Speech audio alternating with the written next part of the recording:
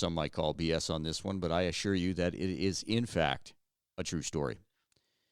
Anybody that knows me will attest to the fact that I have a wall full of backpacks in my man cave. In 2016, I decided I needed another one. I was looking at 3 major brands, and I settled on one. It worked out well for about a year and a half. But it wasn't until my buddy Jake killed a cow elk off the end of this ridge. Now, it shouldn't have been a tough hike out, but that pack crushed me.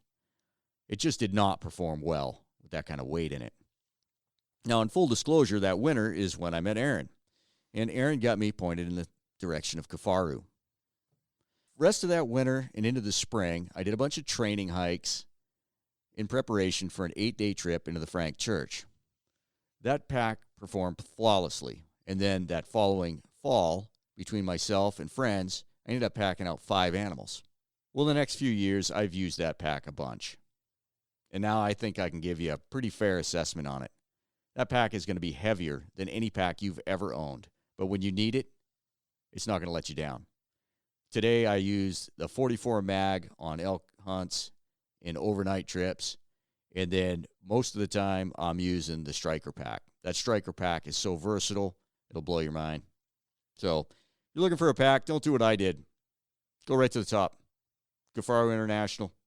Check them out on their website. You won't be disappointed.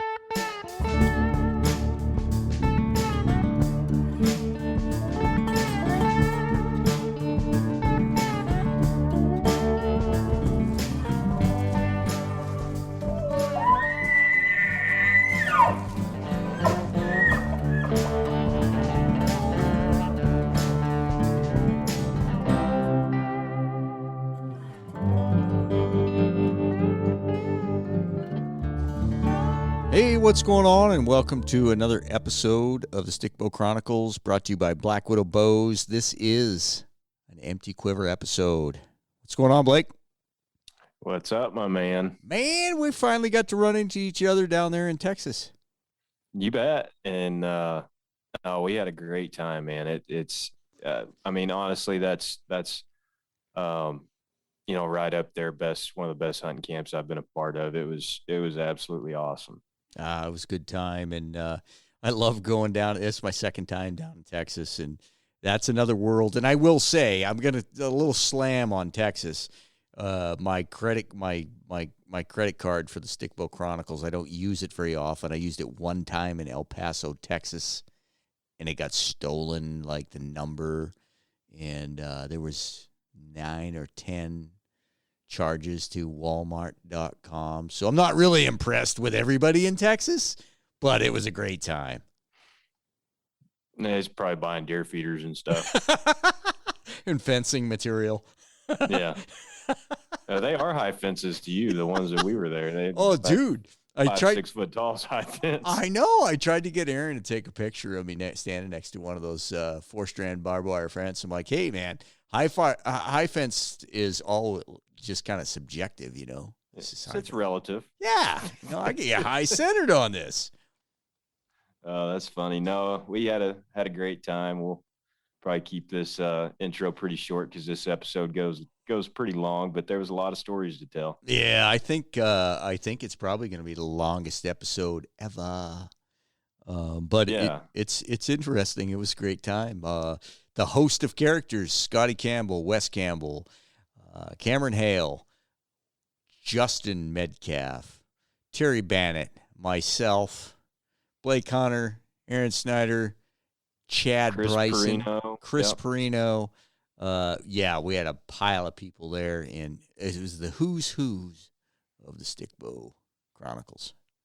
Yeah, no, it was great, and Cam came along from Expanded Perspectives, and I think like most of us wasn't sure what to expect, and was gonna do some videoing, and I don't know how much videoing he got done, but he did. I'm sure did plenty of storytelling.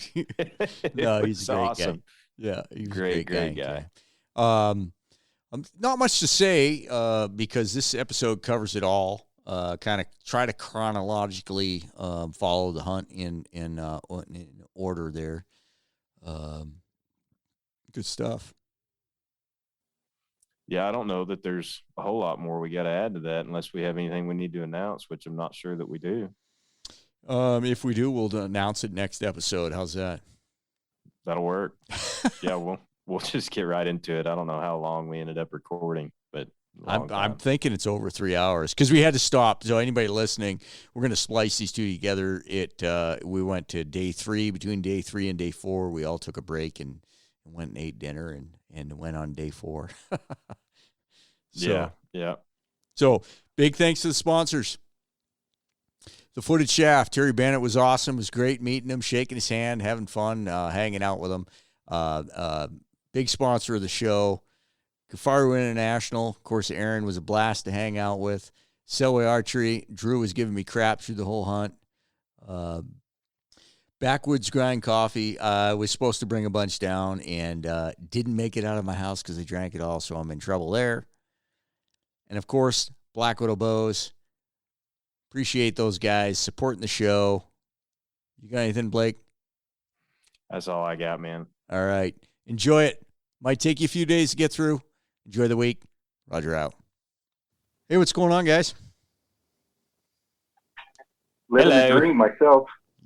You living the dream? Your dog's happy to see you? They were. I'm not sure. I'd have to go out and ask my wife who was happier to see me, her or the dogs. The toss-up. Can't really say. I was ready to get home. It felt like more than 4 days, I'll say that. They really did. Usually when I take off, I'm like, man, this is only 4 days or only 5 days, you know? And I was thinking that the same, but after day 3, I'm like, man, I'm sick of Aron. I'm ready to go home. I know, right? Sick of his shit. Too many days in a row. Is that bow capable of shooting an arrow? I have a couple buddies. I talked to this. Go ahead. I thought you got a different model than I did. My PSA shot a lot of arrows. I thought you got like maybe a don't shoot him, eh? It's like the blue guns that you pick up and try at the store or at the concealed handgun classes, the blue plastic guns that don't actually shoot anything. That's in the Army. It's called inert. I thought for a minute his PSA may have been inert. Well, I talked to a couple of my good buddies. They're like, man, Aron really did something. He got you to shoot. He sympathized with you. I told him to shut up. They're not talking to you. Not a compare. I had to get a different sales pitch. Screaming at you with F words doesn't work. No, you tricked me that one time. Maybe you could, shoot that one. Yeah, that's a good idea. That was a super good hunt, though. It was a great group of guys. Got really lucky with a good group of guys.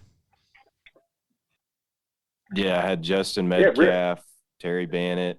I mean, they was freaking all around just great. Yeah, very, very rarely does everybody click like that. So that was pretty cool. I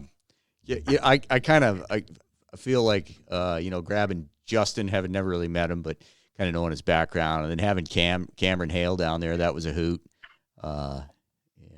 My stomach still hurts from that little midget.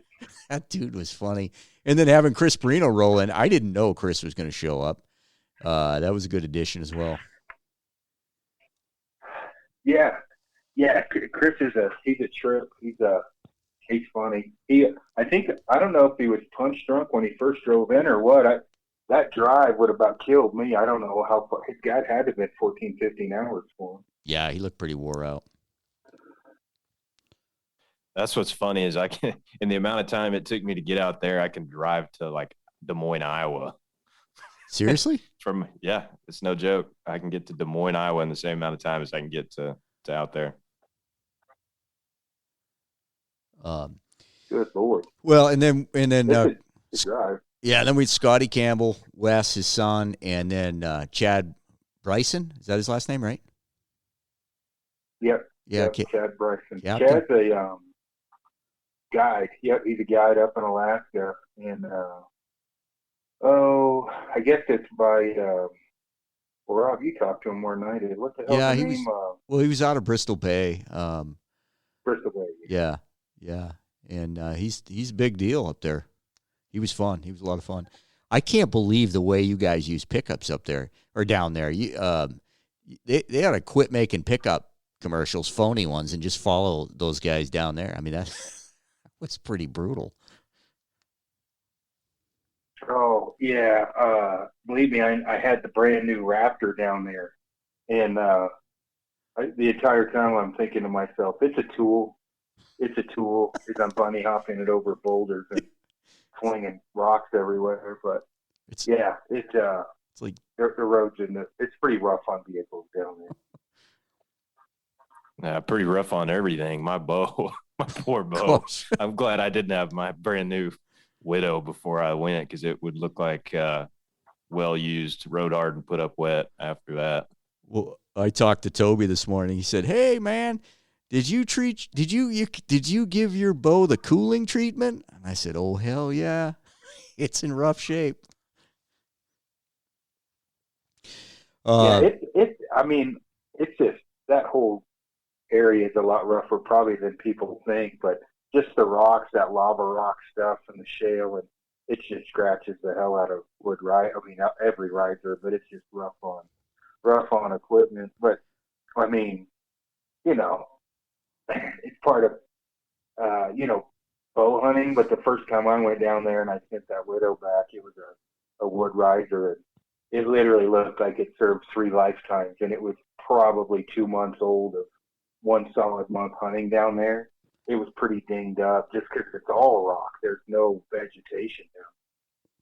Well, I was looking at my boots this morning. I was pulling my gear apart, putting all my stuff away. My boots look like they aged a year. I mean, between boots and bow finish and bow strings and truck tires, pants, I cannot believe. I can't believe my pants didn't rip. I mean that. But yeah, it's just wow. Everything. So did it, for you guys, did it, was it what you thought it would be? No, I'll be honest. It was way more of it was a legit, for me anyway, for this flatland guy. That was a legit mountain hunt to me. That first day with Wes, and I asked him how many miles he thought we put on, and he thought close to 10 anyway. And we were gaining and losing elevation all day. It whooped me. No, it wasn't what I expected. I knew it was going to be tough. I knew it was going to be hard to get an arrow in one of those things, but terrain wise, I felt like I was pretty prepared for it, but it was even rougher than what I thought. There was elevation gain and loss for sure. It wasn't continual, because you get up on those plateaus and you're cruising. But overall, no, it was not what I expected. I wasn't thinking like a legit sheep hunt. I didn't know much about Aoudad. We're gonna go down there and try to kill these Aoudad with a stickbow. That's all I knew. But after day one, you're in those cliffs and you're looking down over the cliffs and you're looking for them.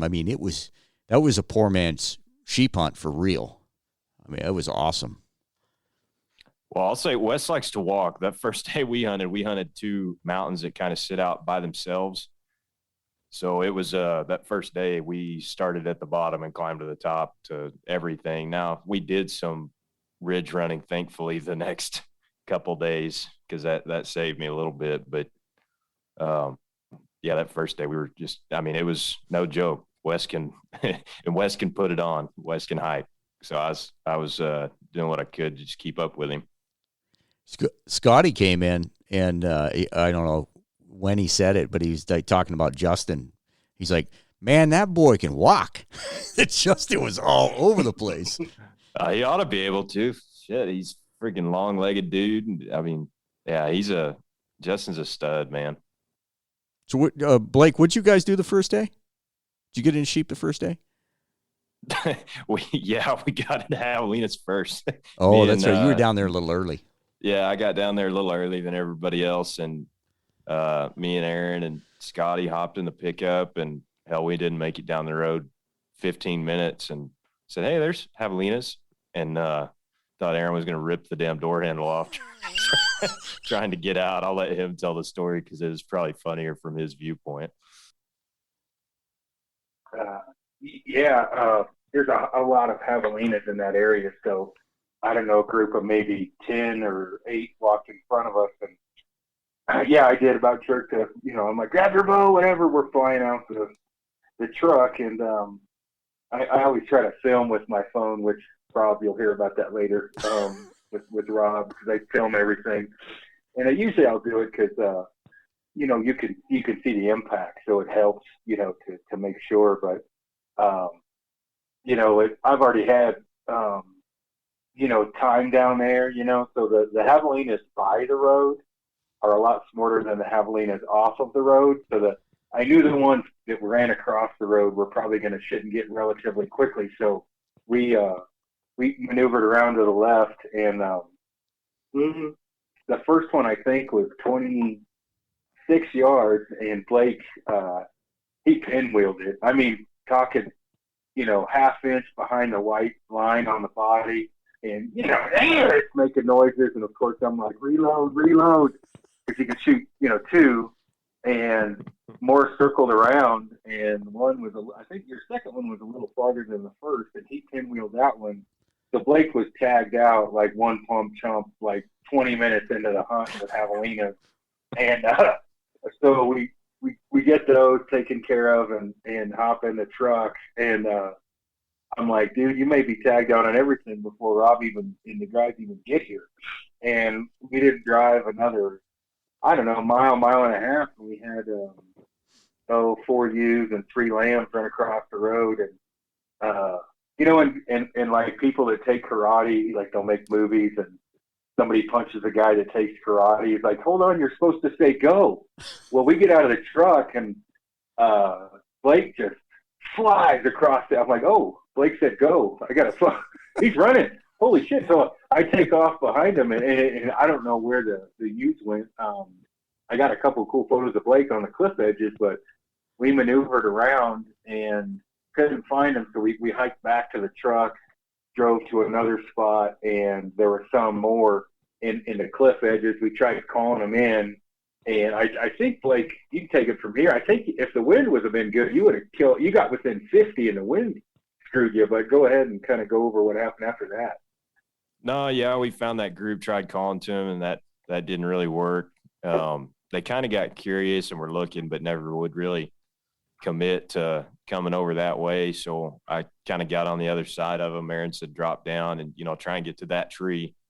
And Scotty was going to go around the other side of them and just let them see him, to try and make them just nervous enough to kind of work around that edge over to where I was at. And the wind it wasn't great going down there. And I kind of figured they might smell me. Of course, this is my first experience with them, so I wasn't sure, how good their noses are, how much movement you can get away with. It's just everything's kind of a learning experience, right? And got down there, got to that tree, and some came by me at like 50, and I was like, oh shit, this is about to happen, because I figured there was going to be, the other 40 or 50 more right behind them. I was like, man, I just got to work up another 10, 20 yards, and I did, and nothing else ever walked by. So come to find out, I climbed back up the top, and the others had kind of blown out different direction. Probably, I'm sure, smelt me. But yeah, no, it was, we got close that day, and I really, really, really wanted to be done when Rob rolled in the camp and be like, hey, bro, I'm going home. Have fun. Well, you sent me that text. You're like, two javies down. I didn't even know you were there. I'm like, what? He's kidding with me. He's not even there. No, it was fun. Aaron's in my ears. Grab another arrow. Get another arrow. it was a good time. Didn't you guys call? Didn't you guys call to those those sheep that time? Yeah, no, we tried to. Aaron called, and they just wouldn't commit. I don't know really the reason why. Aaron, you might be able to comment on that a little more. I don't.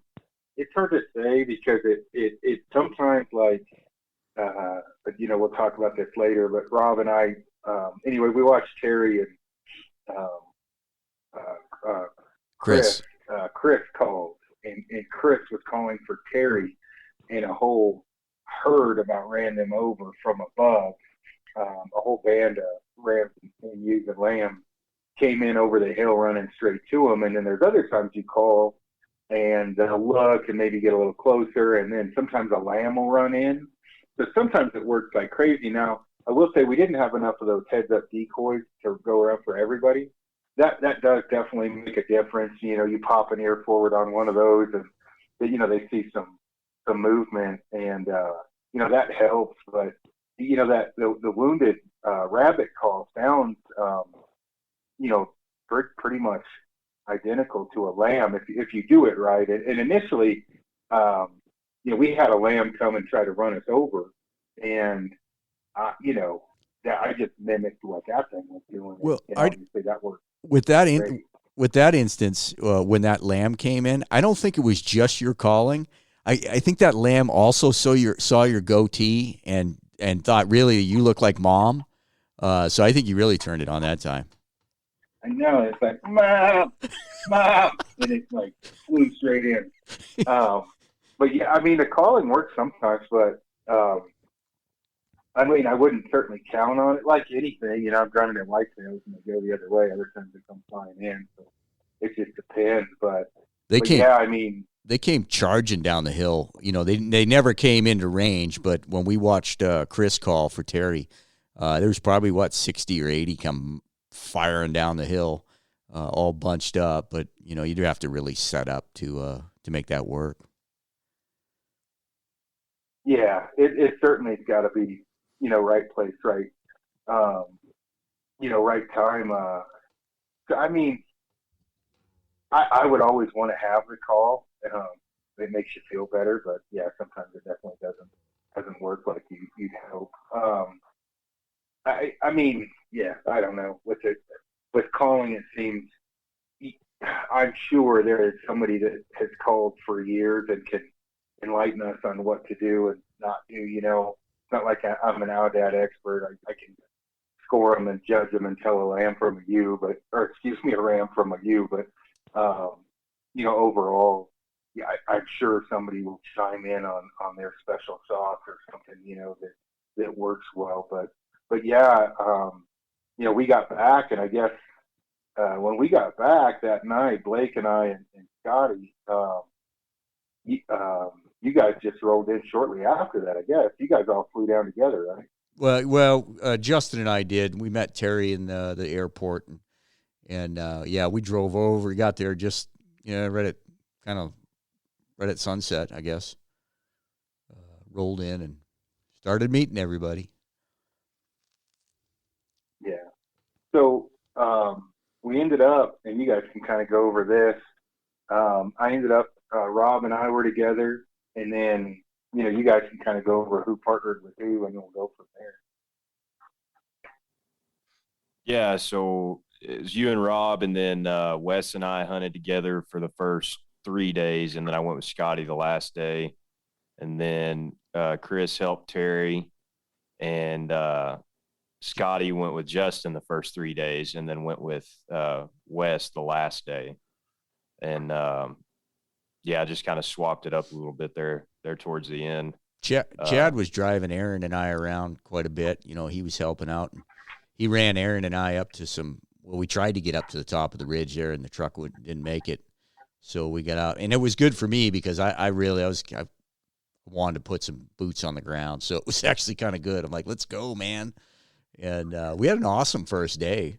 The first time I spotted those sheep, they were just kind of like in a 25 or 30, mob. Everything I call them like biomasses, like crabs, because without having much of a natural predator, I was really struck by how even when there was no danger, they really stayed in tight groups. But how'd your first day start out, Rob? Dude, so we actually we messed around with that bunch trying to get on them pretty much all. That was the same group, right, that we ran in the bottom, in Aaron? Yeah. Yeah. So, So wind was kind of screwy, kind of messed with them most all the day. And I think that's when we saw the the hell kind of fox was that? gray fox. Yeah, desert fox, gray fox. Yeah, gray fox, desert fox. Yeah, and that was my first real experience of shooting in the wind. You guys always talk about shooting in the wind, and holy Moses, that thing was like 18 yards, and that arrow was sideways for 25 yards. It was unbelievable. Make you rethink your fletching configuration. What was that here? Epical. It was As epical. Luke would say, it was epical. You said you were shocked. I guess like that's day one for me, and you're like, nobody sees these things, and you were pretty excited. You're like, shoot that thing, and I said, well, you're gonna have to move. And I didn't. I got as skinny as I could and leaned over. And yeah, when I shot, saying shoot, shoot, shoot about 17 times. I say that a lot. especially with me. But when I released that arrow, I saw, and as did the fox, all 30 and 5/8 of that arrow. Like typically you see like the fletching, you might see a little kick. I saw all 30 and 5/8, and as did the fox, go by him. And I was like, what happened there? You thought you was throwing nunchucks at him. I'd have had a better luck. Yeah, no kidding. I think kind of something good to bring up about that is wind, angles, well, even like a trad vein, the things that, you present something online and the people responding off their collective of their past experiences, which obviously there's nothing wrong with that. They're getting the info out that they know, but, sometimes their collective past experiences may not include, in this case, high wind. Not that you ever give it, I'm just saying for people listening, not that Rob's ever given advice on shooting in high wind, but, when you're faced in the high country for a mule deer, which, Blake, you've done a couple of those, and, you're at 12,800, 13,000 feet, you deal with some pretty crazy high winds at times, which I personally like hunting in higher wind for, mule deer in certain areas, because you can get, sub 10 yards, sub 10 feet really. You definitely, I brought this up on a podcast recently about different coaching methods and things like that is, the more areas you go and the more things you do and things you get to hunt, your collective of experience obviously is gaining, and obviously you were pretty forthcoming with the fact, like, I've never shot at a 30-mile-an-hour downdraft. And the crappy thing was where we were, the wind I didn't think was that bad. And then you take 6 steps forward and it was like, whew, that's stiff. Holy cow, And so, yeah, you learn constantly. And I mean, I didn't expect for the arrow to turn 14 inches sideways coming out of the bow. And it was straight. Believe me, the arrow zipped by me. It was straight at first, and shortly after that, it went sideways real quick. And I'm like, well, he didn't have a bad release. That was wind. But yeah, that was, I think I looked at you and I said, dude, that's about as rare as me shooting that Wolverine. This just doesn't happen. Like, yeah. When I say that, in the areas that I've been down there, you don't see those things run 18 yards broadside from you and try to figure out what you are. But you also have to figure we're in a pretty big area, and areas that, like Rob and I, all of us really were, getting after it. So we were going to spots and in places that a lot of guys don't walk. And I'm not saying it was 14 miles in, but, canyons and things that, like if you got a rifle down there, it's kind of grocery shopping. The rifle hunts aren't overly difficult, but, with a stick, you got to put more effort in. And so we were going into some canyons and holes that don't see a lot of people. And so, I mean, that fox literally was like, what are you two fat guys doing? Like, you could tell he's like, huh. what are these things? He didn't know. I thought, I mean, he literally was like, what the hell's going on? Which was cool to, see. Yeah, no, I could tell it was a big deal. You crapped your pants. You're like, holy crap. That's not exactly what you said. You're like, I didn't say crap. No. I said something else. But I mean, I could tell that was something. I'm like, yeah, to me, it looked like some sort of cat. I'd never seen anything like that before. And, initially I thought it was some sort of cat, but that was super cool. We all lived to tell about it. Yeah, and the fox, lived sadly enough to tell about it, which I was not happy with. But what are you going to do, right? No, I mean after that, I got to tell the thumbs up story. So, that was awesome. We're up there. We're. I was telling my wife that earlier. Rob and I are hitting a lot of deep canyons and cliff edges and glassing, and so we hike down and we get to this plateau right above where I shot mine, and it's what is that, rough 300 feet? I would say down, 300. But as you tell the story, don't forget the hat portion too, because that kind of played into it. Oh yeah, the hat portion.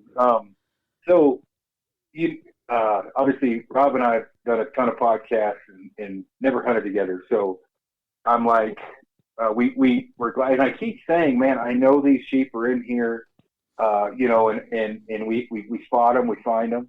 Oh wait, I skipped. Rob's in front of me walking after the fox incident, and I see him look back, and literally that face Shrek makes when he walks into Duluth and they snap a photo. He's looking at me like looking down, and Rob found like a 320 bull shit. Yeah. That there's elk on that property, and so he's like, "What the hell is this doing here?" I'm like, "Oh yeah, dude, there's elk here."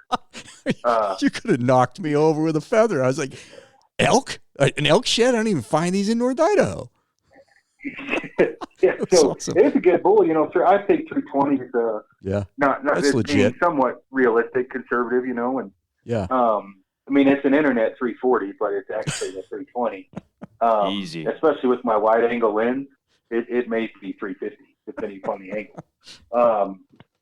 So we got that and maneuvered around. Anyway, we end up on these cliff edges, and I'm showing Rob. I'm like, hey, I shot mine down here. There's a lot of movement in here. That whatever. And Chad saw some from camp way on this mountain. They should have fed down, and so we find them. And I don't know, 5 minutes go by maybe, and we get a game plan together. And I'm like, hey man, you're a grown man and you know how to hunt. Let me stay here to flag you in. And I'm super simple with my hand signs. I'm like, this is right, left, down. Well, we didn't go over the thumbs up, which was a problem. So Rob gets down there, gets right in on him, and I got this on film. He's right above him, and so I'm flagging him, and he's pretty much walking right into him, and he's above him. But Rob, you couldn't see them, could you? Well, no, and I was thinking I heard him. It kind of opened up right where I was. It kind of had a lane. I could see, down there. It wasn't like I was going to be surprised by him. It was just working out perfect. I had that big, huge boulder. Everything was looking right. I kind of went up and I looked at you kind of to get that last time. And I saw your hat above your head kind of flagging. And I was like, what the heck's that mean? We didn't go over that. So I'm standing there, I'm scratching my head. I'm like, so I started to take a step and I'm like, no, wait a minute. I'm not sure what the heck I'm supposed to do. So I stood there for 2 or 3 minutes thinking, what is the hat in the air? And so I put the glass up again and I see you like pointing up with your thumb. And I'm like, oh crap, they got over the top of me. So I started side hilling and going up, and all of a sudden sheep busted from below me. So as it turns out, I was just saying you're all good with the thumb, but I didn't want it in front of my body because it's harder to see. So I wanted it kind of above me. So I'm like, good, like, hey, like the fawns, right? You're good. Well, before that, my head itched, and I have a constant. I pull it, and then I scratch the front of my head with the inside of my forearm, which raises my hat above my head, which I didn't even think about. So that's where the hat movement came of. And then the fawns was just, dude, your money on track, good to go. Well, obviously with 5 minutes of glassing and quick conversation. We didn't go over, I scratch my head frequently with my forearm, and thumbs up means good to go. And so they blew out. So course, I got robbed. When we met up, you immediately said, "Did I screw you up with my thumbs up?" I'm like, "What was the thumbs up?" "I just meant you're good." And I started to laugh. I said, "Well, what about the hat?" And you're like, "The hat? Oh man, I was just scratching my head." Well, I mean, I wasn't like, oh God, Rob's pissed at me, but I was like, man, I'm pretty sure he went up for my thumbs up. That sucks. Like, damn it, I should have done something different. And so I had Rob leave his pack, which kind of begrudgingly, you're like, dude, I can carry it down. And I'm like, man, these things just meander. Get the hell out of here. Don't worry about the pack. So he's hauling ass trying to come up to get his pack, and I'm coming down. We meet in the middle, and I was like, what Rob said. I'm like, did I screw you on that? And you were like, it happens. What was up with the hat? And I literally, I'm like, what do you eat some of my gummies? Like, talking about my hat. And then I started thinking about it. I'm like, oh, yeah, I scratch my head all the time, dude. Shit, I didn't even think about that, So I'm like, okay, note to self, no more scratching of the head during the stock, right? So I'm trying to think, we didn't get into anything else really that day, I guess. We went down and drove around a little bit more, but did we have javelina debacles happening that day? Oh yeah, that was the start of debauchery. My issues. Why don't you? I don't want to kick a man when he's down. So your kryptonite animal. What's that? What's that? I said your kryptonite animal. Oh my gosh, those black footballs. So I don't want to make excuses. I've had issues shooting at times in my life, but when you got, a guy running behind you who has done a lot in his life, and he's screaming, shoot that, shoot that, shoot that with a video camera, I got rattled. When I missed the first one, but it was downhill from there. I couldn't have hit the ground. Well, I did hit the ground several times. It was ugly. I didn't even want to see him anymore. Well, it was, I'm trying to think, you were shooting left, I think. Oh, yeah, I wasn't anchoring. I was short drawn. I was dropping my bow, because they're so easy to hit. That was the thing, like, I'm dropping my bow on. Well, obviously not.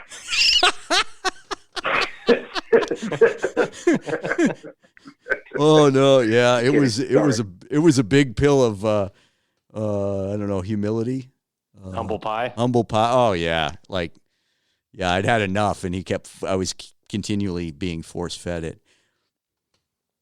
What'd you tell Drew? You tried to run around with behind you with the camera screaming, shoot that effer, and see how you do. Yeah, and he's like, yeah, I'd probably do the same thing. But I don't even realize I do it. I'm fairly, which Rob can attest, I'm fairly intense at times.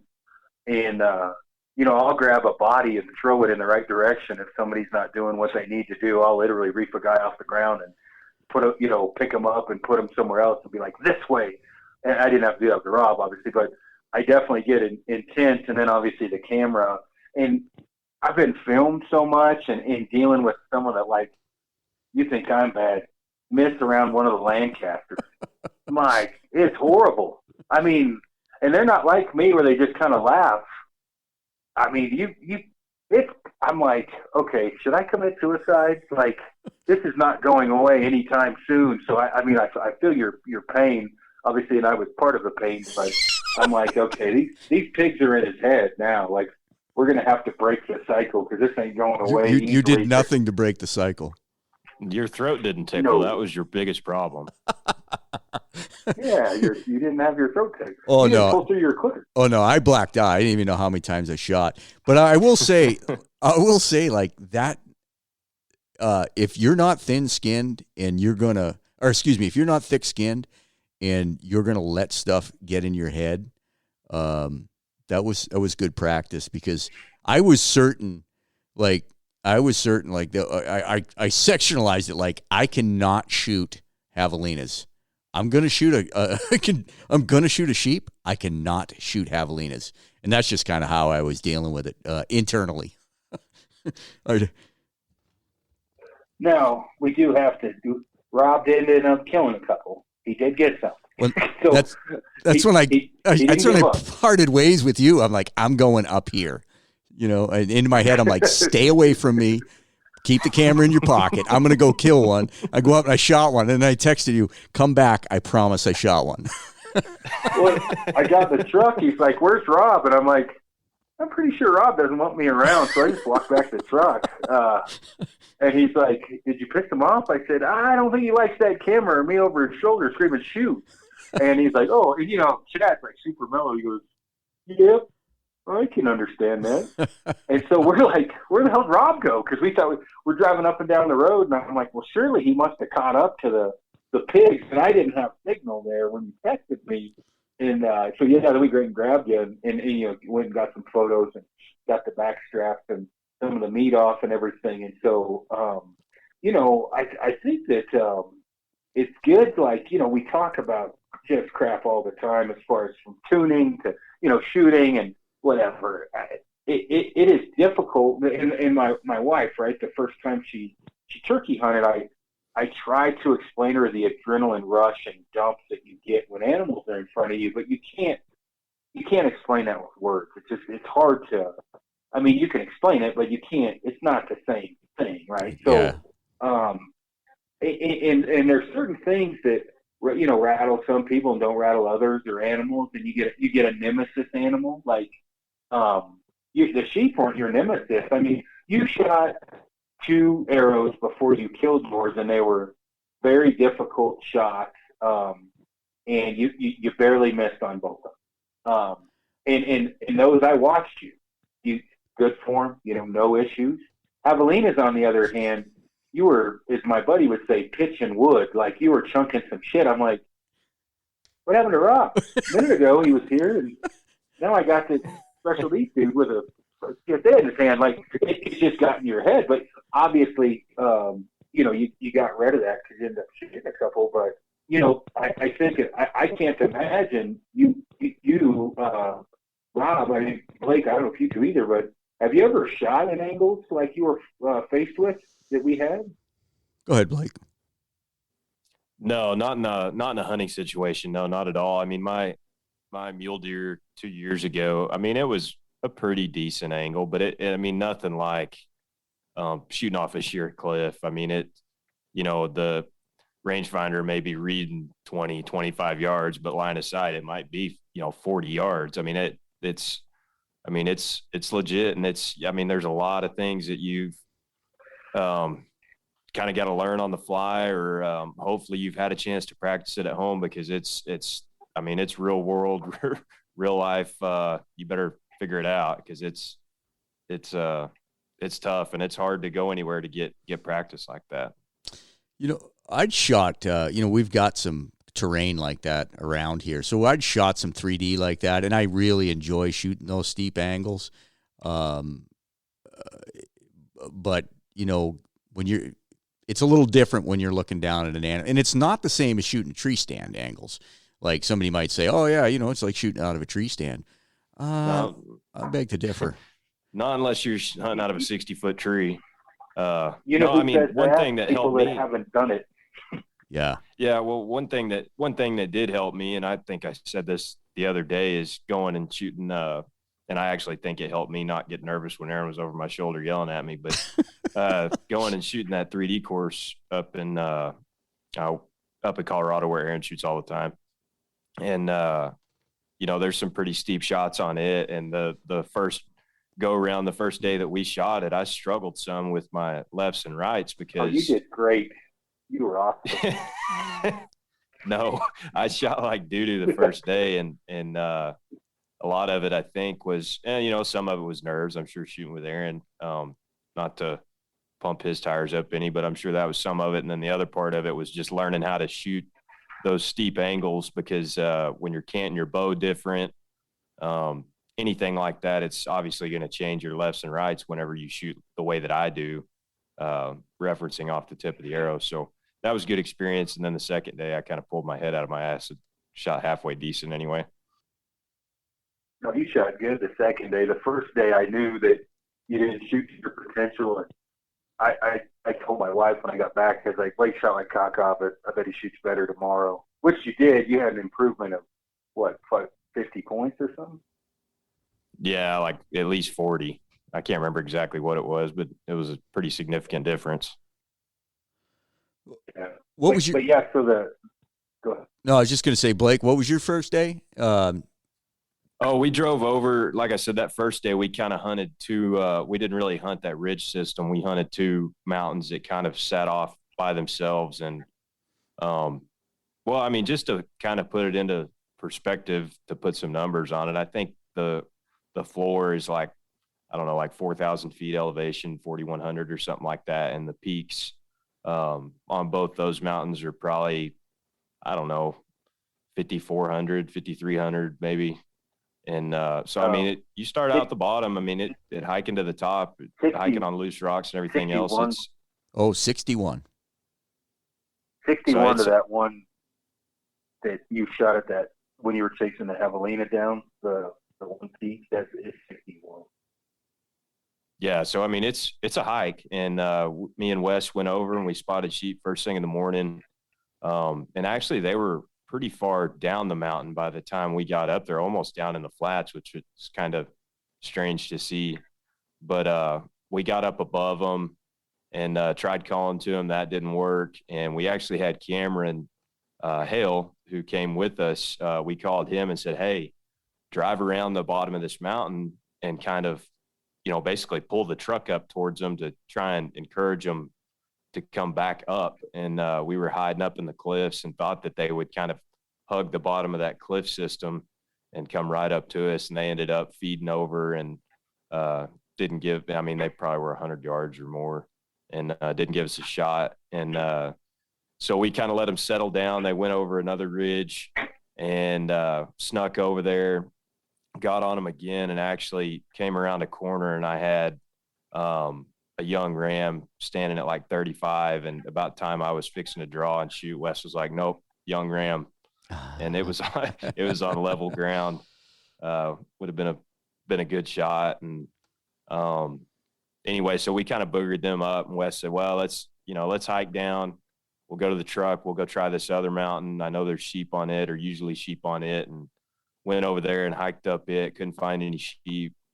Hiked back down, and first day was pretty it's pretty taxing for me anyways. Like I said earlier, we just did a lot of hiking. I think we ended up right above camp that night. Oh, We that's got right. pretty close. Yeah. I remember that. We got pretty close right above camp, and just didn't work out.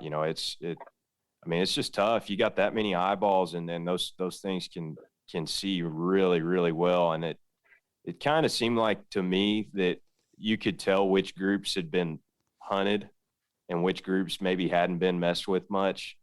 Some of those groups, they see you from 800 yards, and they're gone. They're going. And then some of them had, their buffer zone was a little bit different. But yeah, the first day didn't get really any solid opportunities. But, like I said, had that young ram at 35, and I was fixing to draw, and Wes was like, no, young ram, don't shoot. I was like, gosh, dang it. But no, it was fun. And Wes is a stud, not to pump his tires up too much, but a sucker's willing to walk. But that's pretty much my first day. First time with Wes, where we were running pigs with dogs, it was almost dark, maybe, I don't know, 20 minutes before legal shooting light was over. Not that it matters with pigs, but we didn't have headlamps. And we jump out of the truck, and I'm like, man, I'll go after those. And Wes was like, well, with that cowboy thing, come on, cowboy. And I could stride like crazy walking.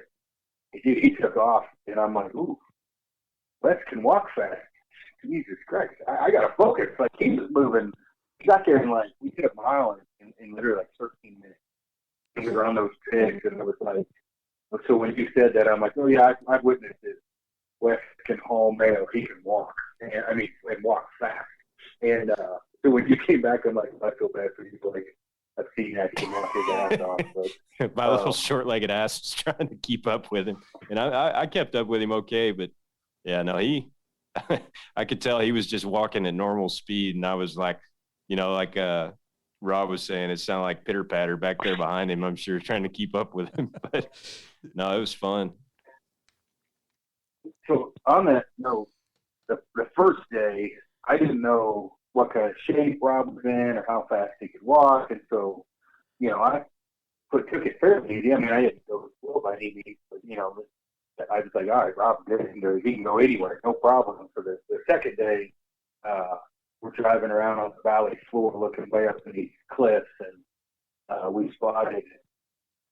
Did you or me or did I spot those or did you? I don't remember. I don't remember. But did you move because your audio's really cutting in and out? No. What about now? Yeah, that sounds good to me. Better? Yeah, that's better. I'm not sure. I'm not sure who spotted those. But we spotted them way up high, and we first we thought about driving way up to the top and then trying to hike over to them. And I think you and I just decided, like, we'll just let's go take for the it. beating and hike up because we know where they're at. And so you and I took off, to get above them. And it's as we talked about it, it's 1,000-foot climb, and it's pretty much straight up. And so I poured the coals to it, like, okay, we'll just see if Rob can keep up. And my stride, I don't know how long it is, but it literally, if you could hear this, my stride was like, and I could hear behind me because I'm just going off of, if I could still hear it, I could hear it. Rob's little legs are just motoring.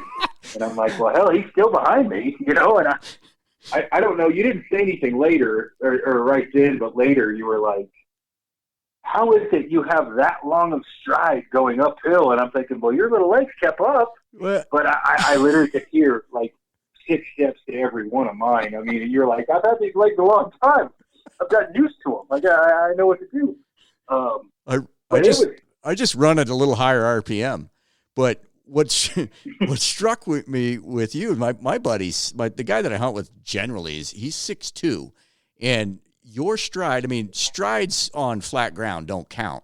When you're going up steep stuff like that, you don't see people stride out. Not anybody that spent a lot of time in the mountains because it fatigues that muscle.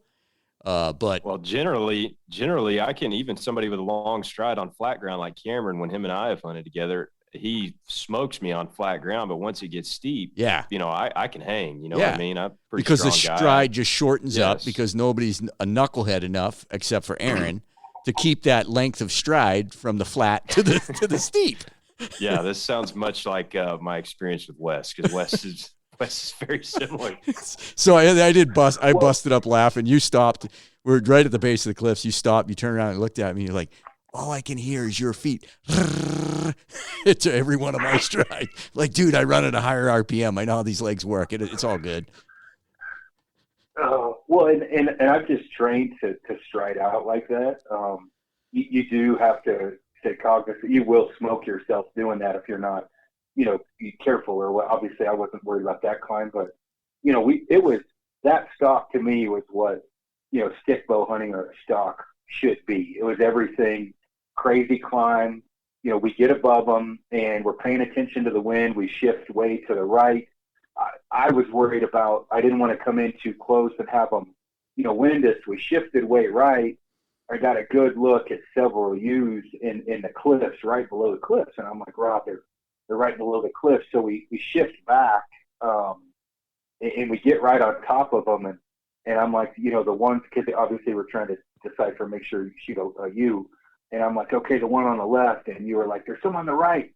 And I had seen one on the right that was really close, like, I don't know, 18 yards right below us, but it was a young ram, like a 4-year-old ram. And the ones on the left, because the ones on the right, I don't know if they saw us. I think they winded us. Because we crept over that pretty quiet. But you go ahead, Rob. You take it from here. That's the one when the wind was really gusting, right? That day it really gusted. It was, yeah, and then actually kind of curved into a U broadside. Yeah, so that one, it was like 30 yards, I think, or 28 or 31. Yeah, so you stepped aside and you're like, 30 yards, and I stepped up, and that U was quartering away. It was a great shot. It's a fun shot for me. So it's steep. It's real steep. She's quartering away, and I think she started to move because and then you called or something, and she stopped. And when she stopped, she pulled her haunches up and covered about half her vitals. And coupled with the wind, man, the wind was gusting hard. And when she cut that vitals down like that, I think I had my bow up, and I just told you, no way, bro. I ain't making that shot. So it was completely doable until she pulled her haunches up like that, and that's just not me. I don't have that shot in me. And I think you looked like I just peed in your Cheerios. You looked at me like, what? Well, all I could think of is this was going to be a long week. I was like, I would have taken that shot, but I didn't say anything. I was just like, shit, this is going to be a rough one. But it was, we talked about it later. You were just like, I got a no go, button or whatever. And if it doesn't feel, right to me, I just, I won't take the shot. And which no worries, whatever. We can talk about that later, but everybody's, comfort line is different, or ethical shot or whatever is different. And so we went after him again. We actually got relatively close, but we hiked so far over the mountain range. I called Chad and I'm like, hey dude, I'm not exactly sure where we are, but I think, we're here, coming down on this area, and we got on them a couple more times, and we dropped down. Did I shoot? Was that the same day that I did shoot at the one on the cliffs? Man, it's kind of all a blur to me, to be honest with you. I can't really remember. We did get into it. We got into another similar situation straight down. To back up, no. So it was straight down. It was really steep. It was 40 yards. And when I came over the cliff, she was broadside, maybe quartering. She was quartering away a little bit, relaxed, and I felt good about that shot. I took that shot. I'd take that shot again. I ended up shooting just low. Right and left was good. I just shot a little low, but I didn't. Yeah, that really helped me get over some of the javelina debacle, because the shot felt good. Everything felt good, and I was like, those javelinas can kiss my butt. I'm gonna kill a sheep. Now I'm gonna bring the bad news. Shortly after that, we got into the javelina crisis that everyone saw, where you were running one behind one and shot and looked back and said, I can't hit these effing things. Which I felt obligated to post on Instagram. I think I even put, it was my civic duty. I couldn't stop my fingers. I was like, I've got to say, it's sitting on the side of the mountain and feeling a little bit defeated at the time. I watched that and I was like, I've lost it. My life is good. It's like, you know what? I'm doing okay. I would not want to. He had to add. He had to add music to it because he was screaming at me like, "You're an idiot." I won't say exactly what he was saying, but he had to add music to cover up what he was saying. He had to add music on mine too. That's funny. Yeah. I mean, I don't mind saying what I said, even though I'll probably. It's a pig, but I was behind him. Say, dude, you were like 8 yards behind it. I'm like, shoot it in the ass. Well, when I did the video, I'm like, I don't know if I could take any more heat after packing out that entire sheep. I'm going to go ahead and cover that up with some empty hammer. So I think I put hammer time on there maybe. I'm not 100% certain. Well, the funniest part, I edited that out. the funniest part is when he's walking behind it in your video and he just throws his hands up like, what do you want me to do, bro? Well, that was when I threw the hands in the air. It was really just like, I was just like, this is funny. I'm just walking behind this thing. And then when it stopped broadside, that's when that was awful. That was awful. I lost it. Well, and where we were, no one's been up there, right? So, I mean, that's the highest point on that mountain range where we're at. Not the entire Davis Mountains, but where we're at. So we make a hell of a stock. Scotty flagged us in from a mile and a half away. We drop in and we get in these cliffs. I poke over. I'm like, they're right there. And you took the shot. It was a steep 43, 44 degree angle and just under it. So we talk a little bit and just shoot shit, and we come back over, and I could see Rob was almost not elated. That's the total wrong word. Depressed. We saw pigs like shit. I was Aaron's gonna want me to shoot at these things. I said, well, you know what happened? No, what happened was that pig ran in front of you and you didn't see it. And instinctively, I was like, hey, there's a pig. And the minute I said it, I thought, I shouldn't have said a damn thing. He didn't even see it. We just keep walking. Oh, yeah, you're right, because it was kind of up and to my right, and you're like, pigs. And I look up, I'm like, they're all over, shoot them. And we emptied. Well, we didn't go to a full-on Empty Quiver podcast, but we got down 2 or 3, but you kept shooting because you could grab your arrow. And then you finally just were like, no, I'm done. Let's go find sheep. So we went back. And I don't think we got on any more close that day. That was day 2. I will say I feel a whole lot better about this now that I know that I lifted my buddy Blake's spirits up. It makes me feel like it was all worth it. Well, you did not lift your buddy Eric's spirits up. I can tell you that. I'm like, son of a bitch, we're never going to kill anything. No, I wasn't thinking that. Maybe my subconscious, but not my conscious. Yeah. I actually still had super. I had super high hopes. We were all getting into sheep. Justin and Terry got a pig on their first day. I think Justin killed 2 on his first day, didn't he? Yeah, he might have. Yeah. So Blake's. Well, he was in the negatives before the first day. Blake killed 2. Rob missed 73. No, I'm just kidding. Justin killed 2, and Terry killed 1 pig, and we were all into sheep. So it was a pretty, we found sheds, the fox. Blake had a badger, tried to bite his weenus off. I'm not sure exactly what happened after that, but Blake, he was looking for cocktail wieners. I don't know. He's looking for summer sausage, you jackass. But we were in the game, I guess is what I'm getting at. So, Blake, what was your day 2 like? Day 2, we went back over to that same mountain that we started at the first day, that same group of sheep, and they saw that red Ford pull in the gate, and they started acting goofy.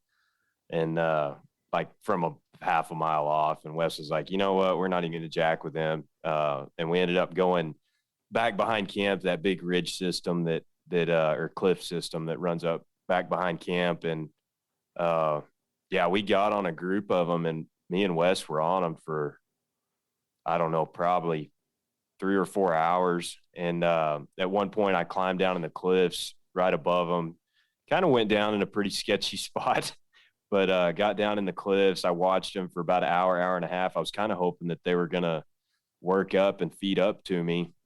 And they just kind of stayed put. A few of them bedded down. I thought, well, hell, wind's blowing pretty good. I'll just, kind of side hill over there to them. There was just just enough brush there that I could kind of keep between me and them. And I had a rock picked out. I was like, man, if I can get to that rock right there, I'll be, inside 30. And anyway, long story short, it took me a pretty good while to kind of make my way over there, just because a lot of it's loose rocks. And I think that's kind of an underreported part of this. Is a lot of this, not all of it. If you get into like the big rocks, it's easy to be quiet, but on some of these side hills, it's very, very, very tough to be quiet. I mean, you really have to take your time and pay attention to what you're doing. And even then it's hard, but yeah, anyway, I took my time, got to that rock, grabbed the rangefinder, was fixing to pop over the rock and get a range, and I felt the wind it's almost like it came up and like bounced off that cliff behind me, and it was blowing up 1 second and then just turned around and did a 180 and went right to those sheep. And before I could even pop up and get a range, they were out of there. And I would imagine there was probably 4 or 5 really nice ewes right there, like 25 to 28 yards, and it would have been a fairly easy shot. But yeah, the wind just screwed me up. So, but I mean, every day I had opportunities, had good opportunities every day. It just, one of them things. It's just, you got to, as long as you can put yourself in a good situation enough times, I mean, it's going to happen at some point. Yeah, I always say with elk hunting, you don't generally kill something on your first opportunity. Like calling bulls in, it takes 5 or 6, whatever. You got to have those opportunities, and we were getting those opportunities. Now, is day 2 when Justin had that one broadside at 20 yards? Yes. So, yeah. I can't remember the whole story. Aaron, do you remember? Yeah, because it was – so we're going after sheep that Justin was going after when Rob took that farther shot. Well, not super far, but that steep shot. And I called Scotty. I said, hey, we don't want to screw Justin up. And he had Scotty, that son of a bitch is all over this damn mountain. He's a goat. And I'm like, well, where'd he go? He's like, man, he's all over the far side of the peak. And I'm like, well, shit, Rob, let's glass. Maybe he'll blow some out to us. Well, we watched for a while, and obviously we didn't want to screw Justin up, so we took, I will say as the point man, the worst route back to the truck. Boulders, and it wasn't pretty. I felt bad. I'm like, okay, maybe I should have, even though Rob's never been here, maybe I should have him lead this goat rope, because we were getting cliffs out and everything else. That's so we right. finally get back to. Yeah, now I remember what you're talking about. Yeah. I can't remember, was that the time you looked down to me and said, no. Bro. No, that was day. Down that way. That was day 3. We'll get into that. That was awesome, man. You saw my go no go button there too. I was like, ain't doing that. Oh, but we get back to Chad. We're just BSing. Scotty's up there, and we waited a while, and then here comes Justin, just shit-eating grin, ear to ear. Oh, no doubt. You could tell that dude was made to hunt and walk the mountains. He comes in, and I made fun of his hat, and he's like, screw you, it's my lucky hat. And he's like, man, and he's telling this story, and he didn't know if it was a ewe or a lamb, but he said like 20 of them was like the Civil War. It's a protection thing. He said just lined up, and he was ducked down, so he hadn't totally exposed himself, man, winded him, so they're trying to figure out what he was, and they just come straight to him to 20 yards.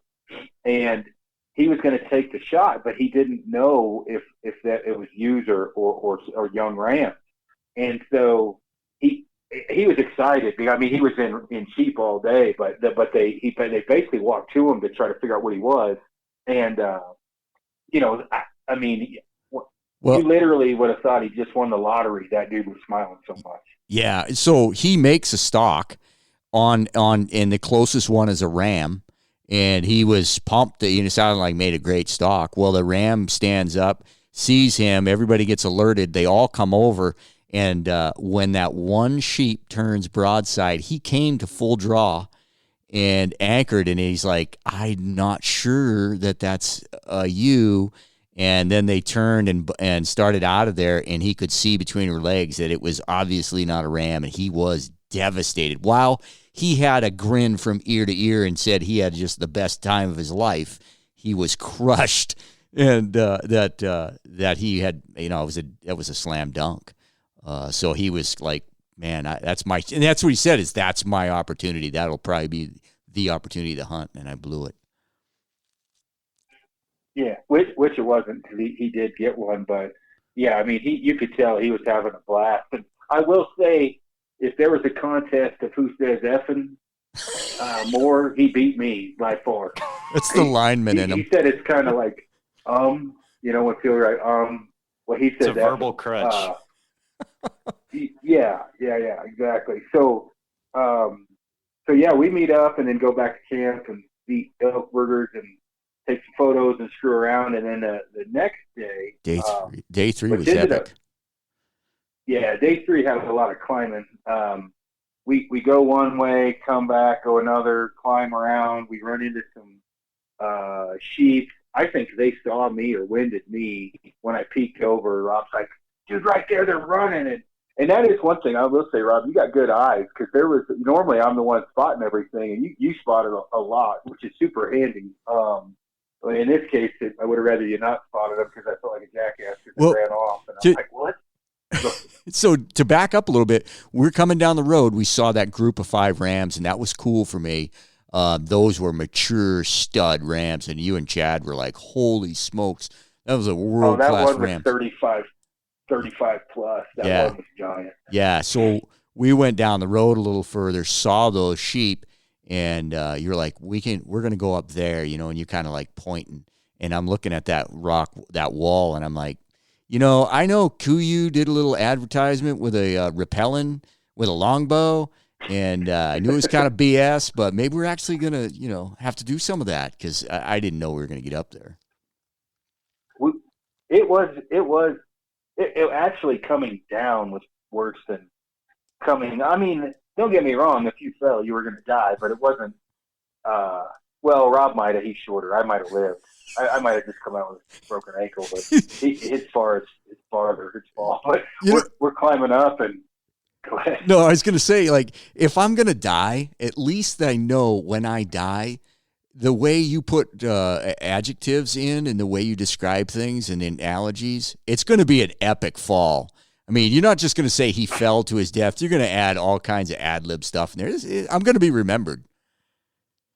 Yeah. Oh, yeah, for sure. Well, in this case, I think I grabbed your bow. I got a little ways up. You handed it to me. I climbed up, and it kind of smoothed out. So I just kept packing your bow a little bit, and I turned around, and I remember you're climbing up this vertical face. Of course, I'm a smart ass. I said, yep, just a little bit of that Texas high fence hunting going on as you're hanging on for dear life. Their problem, too, it was cranking that day. So you get up there, and we figure out we got to walk about freaking 14 miles around to get to them, and we get over there, and they drop down, and we start glassing, and there's like, well, this is a hidey hole for all the sheep. So we see some that are very approachable. What was that, probably 1,000 yards to our left? Yeah. So we've got sheep below us that we think we might be able to make an approach on. We got sheep to our left that we're kind of leaning to go after those. And we're glassing, making our play. And then all of a sudden,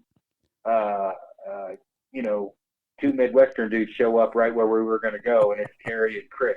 Yeah. And we're like, what the hell? It's Terry and Chris in our spot. And we had actually, you called Scotty because we were afraid. We wanted to make sure that we weren't hosing somebody.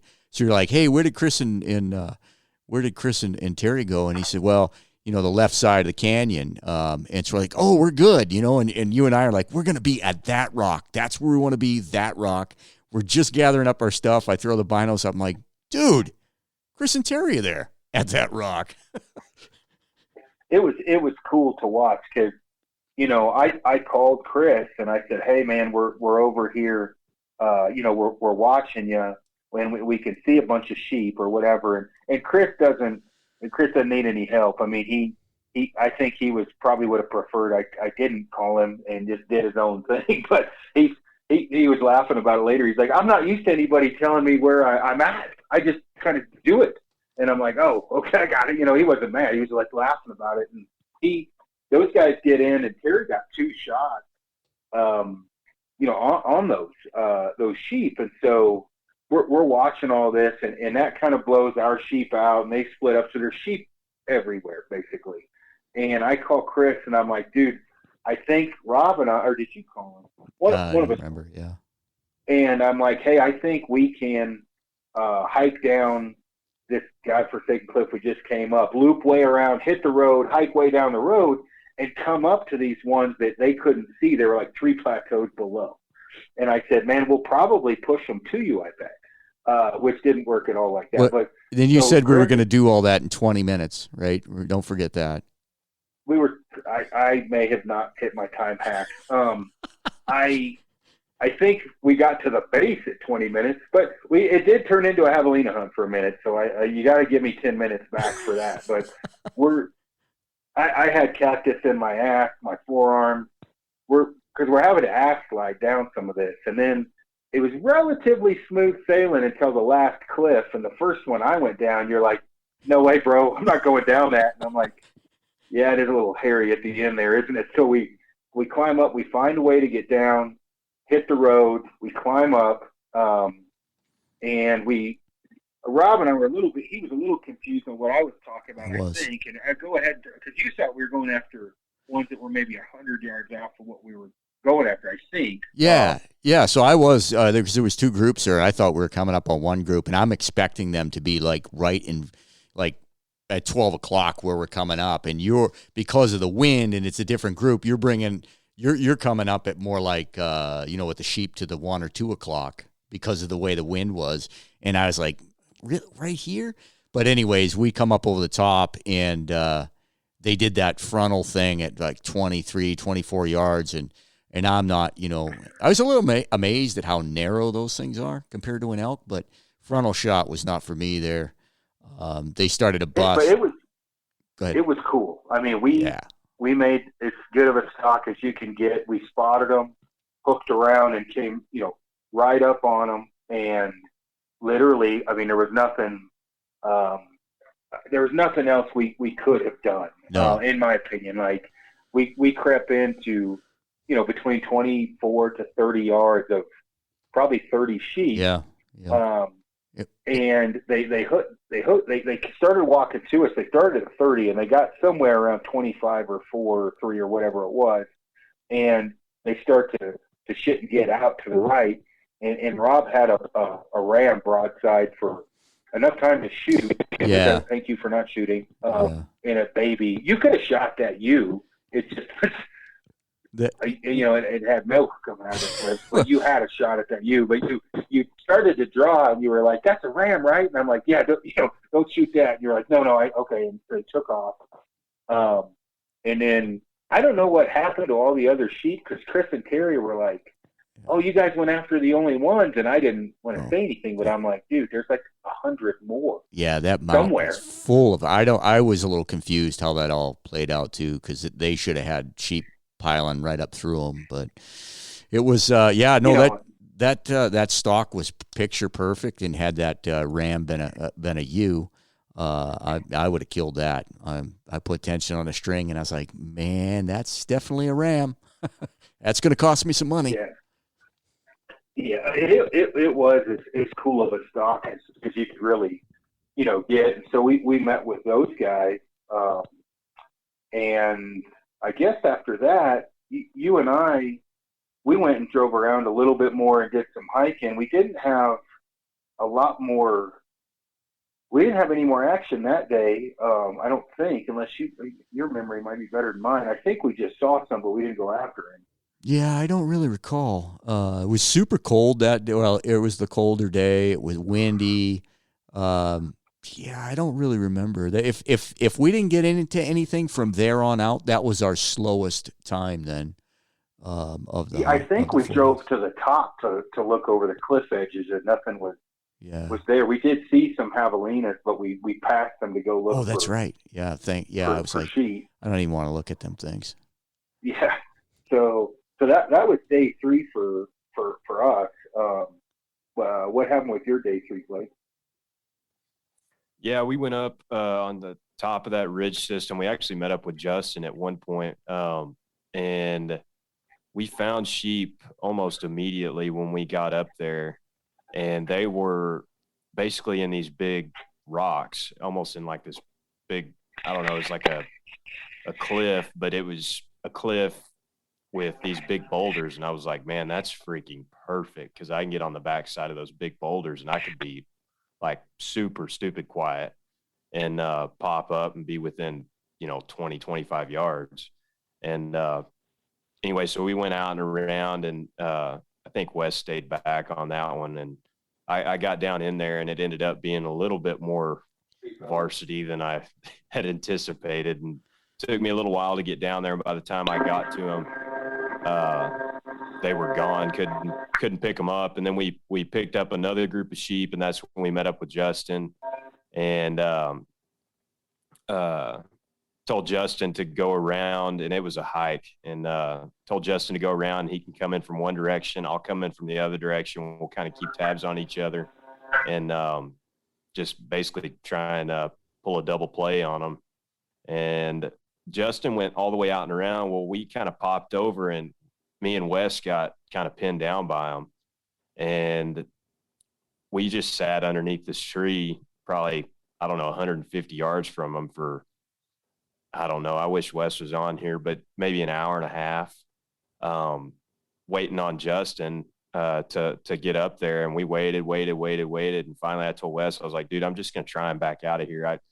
I looked back behind us, and I was like, if I can make it like 10 yards without them busting me, I can get out of here without them seeing me, and go up and around this peak and come down and around the backside and pop right over on top of them. And it was kind of the same type deal. It was a lot of really big rocks. So I knew I could be super quiet getting in there, and the wind was perfect.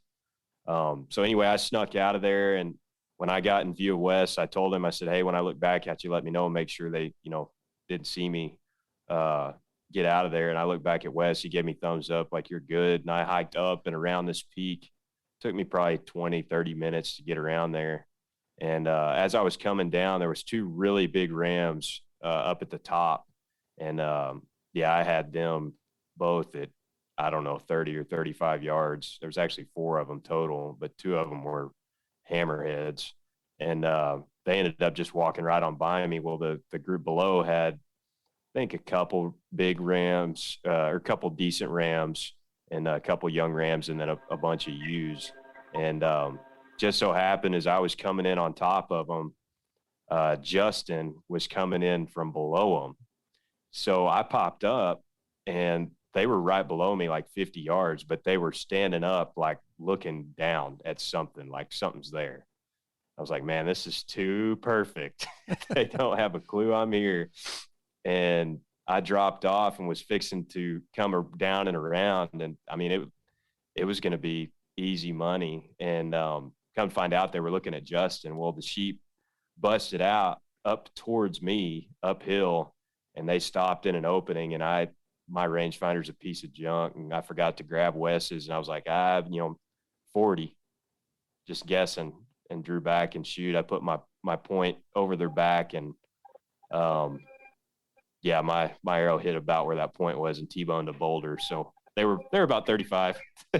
But I got real close and met up with Justin, and I don't think that we got another opportunity on day 3. I think that was pretty much it. But I mean, day 4, it seems like it's when all the freaking action happens. So this is where it's going to get long. Well, yeah, no doubt. Yes, y'all go ahead and start from the top. My story is not near as cool as everybody else's, unfortunately. Well, I'm going to start with evening 3. So instead of day 4, I want to talk about evening 3 a little bit. That's when, was that when Cam was telling his stories? Yes, that would have been it. Cameron Hale, Expanded Perspectives, he made Wes Campbell and Aaron Snyder cry legitimately. Yeah, my stomach hurt. Yeah, my stomach hurt so bad the next morning. I thought I did an ab workout. I'd like to think that I'm a good judge of character, right? So inviting Cameron down there, and even Justin, I'm like, these are solid dudes. Cameron was a little wild card, but that guy is so funny. You're going to have him on Kifaru Cast, aren't you? Yeah. Yep. Yeah, we won't get into the stories, but they were something else. Yeah, he's a trip. I rode in the truck with him for 16 hours this weekend. You want to talk about hearing some stories? I'll bet. And then he's tying Wes up in a knot. They're jiu-jitsuing. Somebody messaged me and said, Cameron, is Cameron a bully? So that was cool. So that was night 3. We were all kind of clicking, there was no stress in camp. None. And that's kind of, I don't want to say unusual, but it's very common. You get down to the end there, and there can be some stress developing, but we had a good crew, and we were all getting our chances, and there was a little stress. I don't know In your my bullshit experience, like a son of a bitch. What's that? I said, I don't know who you're kidding. That's like a son of a bitch. Maybe you were stressed. Yeah, no. It was about the coolest crew you could ask for, really. I mean, everybody's calm, no big egos, no whatever. It was just no drama, just chilling. Yeah. No. The only drama I had is I thought I was going to shit my pants when Cameron was telling stories. Legitimately, my stomach hurt so bad that night from laughing, and I had a gummy to try to go to sleep. So add that to him talking, and when he's like, the next morning, I may have shared too much with you that night.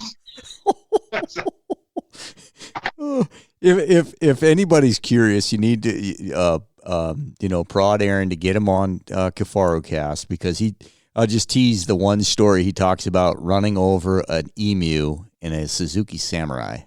So, allegedly. It may or may not have happened.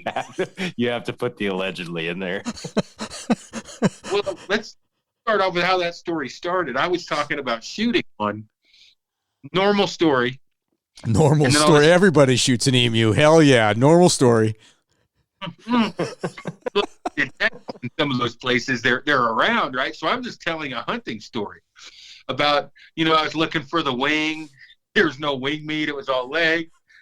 And then he starts telling his story and flopping his hands about the thing under the samurai. And I'm like, oh, I'm going to shut up because this is way better than the story I was telling. Good Lord.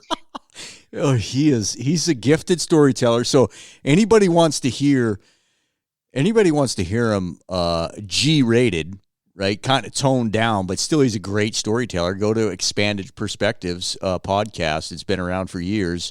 That's Cameron Hale. But you get him unleashed the way he was there in hunting camp and the way he will be on Kifaru Cast. It's pretty damned impressive. He's a little more R-rated than I figured he would be.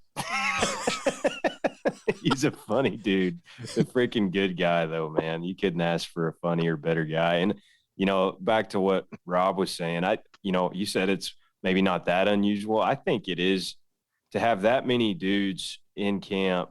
Yeah, I think it is unusual for all of us to kind of click like that.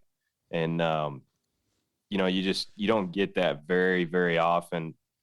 In my experience, usually after 3 or 4 days and everybody's really grinding hard and trying to get it done, usually, somebody ends up getting an attitude with somebody at some point. I think we could have stayed a month together, and it was just super chill. The biggest problem I had was my stomach was in such pain when he was telling his stories, and he's very animated, and he looks like Gimli off Lord of the Rings, right? And like the next morning I go in to take a shower because he's staying in the laundry room and he's got the door shut. And give me an idea how his humor is. I open the door, I'm creeping in to shower. I usually get up earlier, and he's like, you're not going to pull my underwear off me, are you? Bitch ass black. Everyone's sleeping. And I'm like trying to creep in there. The lights are all off, and I can hear, you're not. He said a few other choice things, and now I'm like trying to be quiet. He's just a funny, good dude. Yeah, full mix of personalities, and I'm not sure we could have hunted together a month. I was ready to part ways with you after day 3, more for your sanity than mine, but. Oh, believe me, in another 2 days, I would have taken the bow from you, hit you in the head with. Put it back in your hand, like, dude, you made a great shot. Smoked it. Smoked him. Oh shoot, man! Didn't go 20. You're gonna have to talk to a couple of my friends. You guys both all got sad stories of hanging out with me. So day 4. You want me to tell my sad story first before we get out? Go for it. I know. Go for it. So we don't end it down in the dumpster. right at the last part. It's bow hunting, man. It's not the dumps. It's bow hunting. Well, anyway, so I went with Scotty on day 4, and we pretty much right out of the get-go, we glassed some sheep up at the base of these cliffs and drove around on top. Actually, it was pretty much the only time we didn't have to do a serious hike to get into sheep. And we walked like 200 yards from the truck to the edge of the cliff, right over these this big, it's just a big group of ewes. I think there was only a couple young rams in it, and there was some really old ewes in this group, probably I'd say a group of 15 to 20, a pretty big group of sheep. And anyway, we got in on top of them and came around and got right above them, and I ranged them. Scotty said, man, send it. And, it was a pretty long shot. I felt really good about it, took the shot, and Scotty was right over my shoulder watching in the binos. And when the arrow hit, I mean, it hit hard. And he said, man, you smoked her right in the high shoulder. You smoked her. And so we're high-fiving and fist pumping and everything else, and thinking, hey, we got this done on last day of the hunt. Thought I made one of the better shots I've ever made. And the sheep goes, I don't know, maybe 40, 50 yards, and she lays down. And can't really see, where exactly I hit her, but Scotty seemed super confident that, it was a good shot, hit her right in the high shoulders, really steep. It's like 36-degree angle or something like that. I shot it again with a rangefinder. And, anyway, she bedded and wasn't looking very good. And at one point we thought that maybe I had actually went through one sheep and hit one standing behind it, and thought maybe that we had 2 sheep with arrows in it. And which Scotty was super cool. He's like, man, it just is what it is. It happens, whatever. And anyway, we watched her for a couple hours and kept thinking just any minute she was going to lay her head over and be done. And looked horrible, like barely keep her eyes open. Her head kept bobbing. And finally, Scotty was like, man, just sneak down there and put another arrow in her. Like, let's get this over with. And I thought it was going to be relatively easy with, how bad she looked to get down there and get another arrow in her. But anyway, long story short, I got to 30 yards and I had a little cedar tree in between her and I. She stood up. She wasn't looking good. I had that cedar tree between her and I, and I needed to shift to my left just a little bit, maybe a couple yards, to have a good, clear 30-yard shot. And with her looking the way that she did, I thought that I'd be able to get away with a little bit more than normal. And I knew whenever I shifted left that I was probably going to make some noise, but I just went ahead and committed to it. And as soon as I did, she bolted and grabbed a gear like nothing was wrong with her. I mean, she ran probably 600-700 yards and then ran up a sheer cliff vertical face, just like nothing happened. And so I hauled ass back to the top, got with Scotty. We ran over trying to find her. I cut blood actually at one point and found where she had dove. I mean, I was basically rock climbing, trying to find blood. And there was actually decent amounts of blood there. And found where she dove off, tried to find her, could never pick her back up. So we bailed out, went to the store, got some gas. Scotty was almost out of gas and drove around down to the bottom. And we're sitting there glassing, and I picked up that same group of sheep again. And when I post this online, it's going to be a very condensed version because obviously it's a very long story. But full version of the story is glassed up that group of sheep again. Scotty's like, well, just get up in there and, maybe she's with them, or, maybe we can find her. And so I started up that way, and it was super calm. And I told Scotty that I'd get up and try and get within, 100 yards or so. And then he could come up the other side and maybe try and make him nervous to come back to me. So that was the game plan that we had come up with. Well, I get up there and I'm probably within, I'd say 100, 120 yards of this group of sheep. And Scotty calls me, my phone starts ringing. And I pull my phone out of my pocket and see it's Scotty, and I answer, and I was like, hey, what's up? He said, dude, I found your sheep. I was like, no kidding, where's where's she at? And he says, man, she is right above you in the cliffs. He's like, she can almost see you where you're at. And I was like, so I started getting landmarks from him and everything else. I figured out where he was talking about. And she was, I don't know, 80 yards from where I was at. And again, it was a super, super calm night. There was like no wind. I'm on the side of this steep slope with loose rock and everything else. It's a pain in the ass to be quiet. And he says, dude, you're going to have to be really, really quiet. And he said, I don't care if it takes you 2 hours.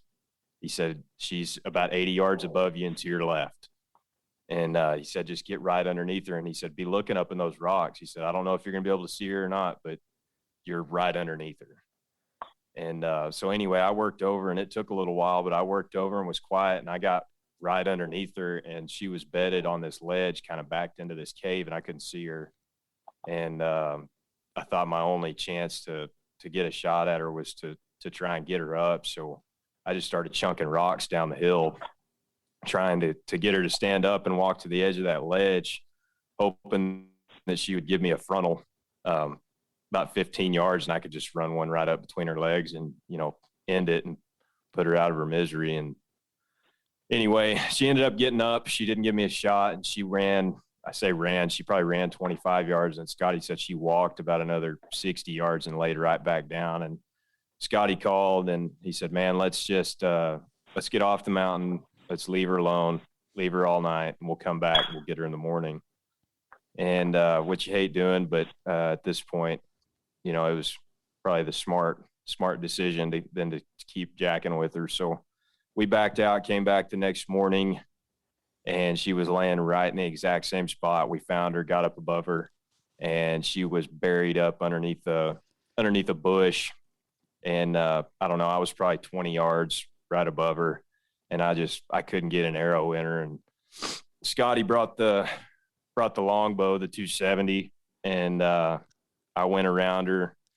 And I told Scotty, I said, man, I'm just going to try and get an arrow in there any way I can. If she gets up and bolts, just shoot her. Let's get this over with and put her out of her misery. And so anyway, that's ended up what happened. I couldn't get an arrow in her. She bolted out, and Scotty shot her. We went down and recovered her. And at the very least, got to figure out, where I hit, what I hit. And the arrow actually, it was so steep, it went through the top of the spine and down into the offside leg, but never like in between the shoulder and the rib cage. So there was like 1 inch of her that I could hit where it wouldn't enter the chest cavity and kill her. And like, that's the 1 inch of her that I hit, just high shoulder right above the spine. So did that arrow enter on your side of the spine? Other side of the spine. No kidding. It went right. So, you've got the spinal column, then you've got those little bones that kind of come up off the spine. Mm-hmm. And it went down through those bones that come off the top of the spine into her offside shoulder, but didn't go into the chest cavity. So had I been a half inch lower, it would have severed her spine and went down into the lungs. But, just one of them things that just kind of a weird deal. But so that was my Aoudad story. I hate that it unraveled the way it did, but I think we did the right thing trying to put her out of her misery there the last day. I didn't want to chase her all over the mountain all day again. And, just to say that I shot one with a stickbow. I didn't want her to suffer any more than she already had. So that's what we elected to do. And that's why you don't see a picture of me sitting behind my Aoudad smiling with my bow. And, just is what it is. You got anything to add to that, Aron? No, I mean, I think that, probably worth mentioning that there's, I've been on hunts, guiding hunts where there's maybe an ethical boundary that, sometimes you got to talk to guys. You got to hand it to them because they're driven. They want to say they got the bow kill, but I think Blake made the right choice because there's a time, space, and place where you kind of say, well, I got to set my own feelings and pride aside and, put the animal down or whatever. And I mean, we are bow hunting or whatever, but there's a point where you're like, you know what, I got lucky. It happened with me and Wes on my first, that I shot first with Scotty way up north of, whatever, north of Miami. I told, when I got back, to it, I had tracked it multiple miles. And, when I went back to find the guys, I said, Wes, grab the rifle. I said, man, we just got to get this thing down at this point. And it's hard because, you put your, everything you got into it with getting the bow, but, sometimes as much as you don't want to, it's a good idea to just, put it down with a gun. And I've gotten to some verbal altercations with guys where I'm like, look, this isn't about you anymore. You got to do the right thing here. It's easy to be judgmental when you're not, eyes aren't on you. And I say that like in this podcast realm. I mean, it's easy for somebody to sit back and say, take the high road and say what they would have done, armchair quarterback. But, in this podcast and, anybody else that, like you, Aaron, on a much larger scale, if you want to be honest, this stuff happens. And the fact that you say it, or we say it and talk about it on the podcast, is, yeah, it's somewhat difficult, but it happens to everybody, and it's making the right choice when you got to. It's not comfortable sharing it. Well, honestly, if that hasn't happened to you haven't hunted enough. And I'm sure I'll get flack for that, but it's the truth. I mean, when I say meaning, whether you finish it with a rifle or, wound an animal or whatever, I mean, you're forced with, certain situations where it was easy for me. I did everything I could. I had tracked that animal, and, I was just like, look, if I can't get an arrow in it, Wes, flip it over with the gun. And in fact, the one I killed, when I shot, I bounced off a rock and hit it in the femoral, because at that point I was just trying to get another arrow in it. I already had one down. I was just trying to kill it. And when it ran out, Wes took a shot at it running. And I thought Wes killed it. And we got up to it. And I was like, Wes was like, hey, sorry, man. I'm like, shit. I mean, I said, you did the right thing. I told you, man. Well, we get up there, and my arrow was in it. And we were like, Wes, you sure you hit it? And he's like, hell no, I'm not sure I hit it. It was running 100 miles an hour, and we got video of me shooting, in the cliffs for the second shot. And I mean, at a certain point, you got to set your own personal crap aside and, kind of make a conscious decision. And yeah, I mean, always you're going to have guys on the internet say something, but if you haven't been in that position, you probably haven't hunted enough. I mean, it's going to happen. When I say haven't hunted enough, you haven't put yourself in. There's certain situations you get into, and I mean, one is definitely, guys will drop the bow the first day, say this is too tough, grab the gun. That's a personal choice. Other guys might be on the far end of the spectrum and push it so far trying to get something with a bow, meaning or a wounded animal that and this is for people to really think about. There's a time when you got to just suck it up and say, you know what, we're going to have to finish this with a gun, and maybe I don't get the cool photo or whatever, or you get the cool photo and you tell the story and say, hey, I got a bow and a gun in this, and put two weapons or whatever, because you got to do what do your best to do what's best for the animal and the situation that's presented to you. So, I mean, when you told me that story, I was like, to me, I have no doubt you could have killed that thing and finished it off with a bow eventually, but you made the decision that I think's right to, put it down and set your own shit aside and put it down with the gun. So I think you made the right decision. And I know eventually, knowing that terrain and everything else, eventually you would have got another arrow in it. It's just a matter of you got to make that conscious decision.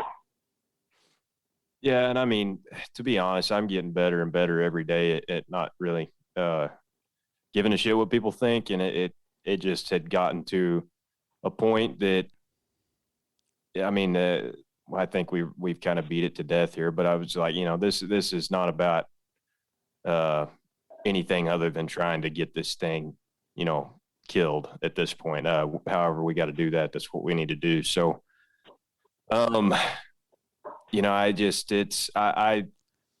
and that doesn't take anything away from me from the hunt. I know how hard I hunted, and I know, for a lot of different reasons, this was it was a grind for me. You busted your butt, man. I was impressed. You busted your butt the whole 4 days, 5 days now, I guess. Well, and I mean, if you want to. I guess what I'm saying is I'm going to sleep fine at night knowing what happened, and I'm cool with it. And, hopefully one of these days I'll go back down there and we'll get another whack at one. And, it just is what it is, man. I'm getting a lot better at getting over shit than I have been in the last 3 years. So if you want to feel better about yourself, I'll show you all the deleted comments about when I packed the full body sheet. You'll be fine. And again, I mean, what do you do when you get comments like that? You can sit there and justify it, or somebody's going to make a comment, but it is what it is, and no one was there but you and the guys that were there.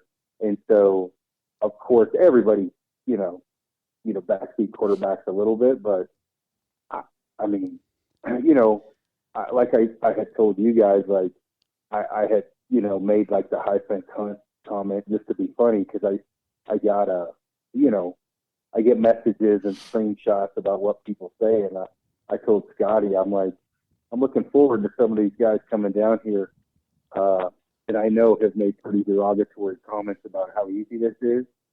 And I told Scott, I said, it's going to be difficult for me at dinner when a guy, ass is dragging the ground from hiking these mountains all day. I'm like, so how'd that turn out for you? Was it as easy as you thought? It will be difficult for me to not make a comment, because, I mean, where we're at is,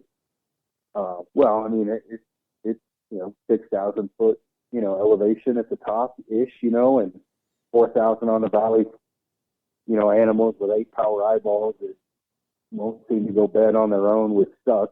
What did you call it? A biomass? Yeah. Nothing like stocking 120 eyeballs is great. Well, they just never slow down. I mean, it's not like a mule deer hunt where you bed them in the morning and then make a play on them in the afternoon and they don't move 40 yards. You know what I mean? It's tough. And I think people need to understand that before they call Scotty thinking that, that it's going to be a ride around the pickup and walk 100 yards type hunt. And, you're going to be in sheep. If you're willing to put it on, you're going to be in sheep all damn day, and you're going to have a lot of opportunities. But I mean, it is tough. It is, you've got to get out and hike, and you got to do the work. Yeah. Well, Scotty, he's about as good as a guy as you can get. And he's made comments before that I've given people false hope hunting with him, and not false hope. Obviously, it's not impossible. You guys, tore it up, but it is a hunt. Like, it's not. You're not shooting them over bait. Now, as I say that, we sprinkle it in the front yard alfalfa for the deer to come down so we can look at them and take pictures. But as far as the sheep go, it's a hunt. Like, you're climbing, breathing hard, sweating, sunburnt. In my case, my ears are peeling, and my face. And you're going to put some miles on the ground. I mean, Rob, you and I averaged about 7. I tracked it on my GPS. We averaged about 7 miles a day, which isn't a ton. That's not horrible. But most of that 7 was straight up and straight down. Yeah. There wasn't a lot of flat. There's some flat ground, obviously, but it's a cool hunt. They call it the poor man cheat for a reason. Of course, if we keep publicizing it, it's going to be the I know. I'm upper not middle class hunt. I know. I'm not sure I'm cool with this. I called a buddy of mine. I'm like, dude, you and your kid gotta go. You gotta go. And I'm thinking, I might be hosing myself. I'll never get a slot again to go down there. I know. That's how I feel. Is I want to get down and kill a ram while I still afford to do it, because those animals are, man, they're cool. They're just freaking cool animals. Well, the first, before we get to the epic day 4, the first time I went down, I didn't know Scotty. I didn't know anything about Aoudad. I've seen a picture. And I had so many people tell me, don't even go, which, as Rob has learned, that really motivates me to show it can be done. And we got down there, and I'm like, I may have bit off a little more than I could chew. And we're in the northern prairie part. Like, there's not a lot to hide behind.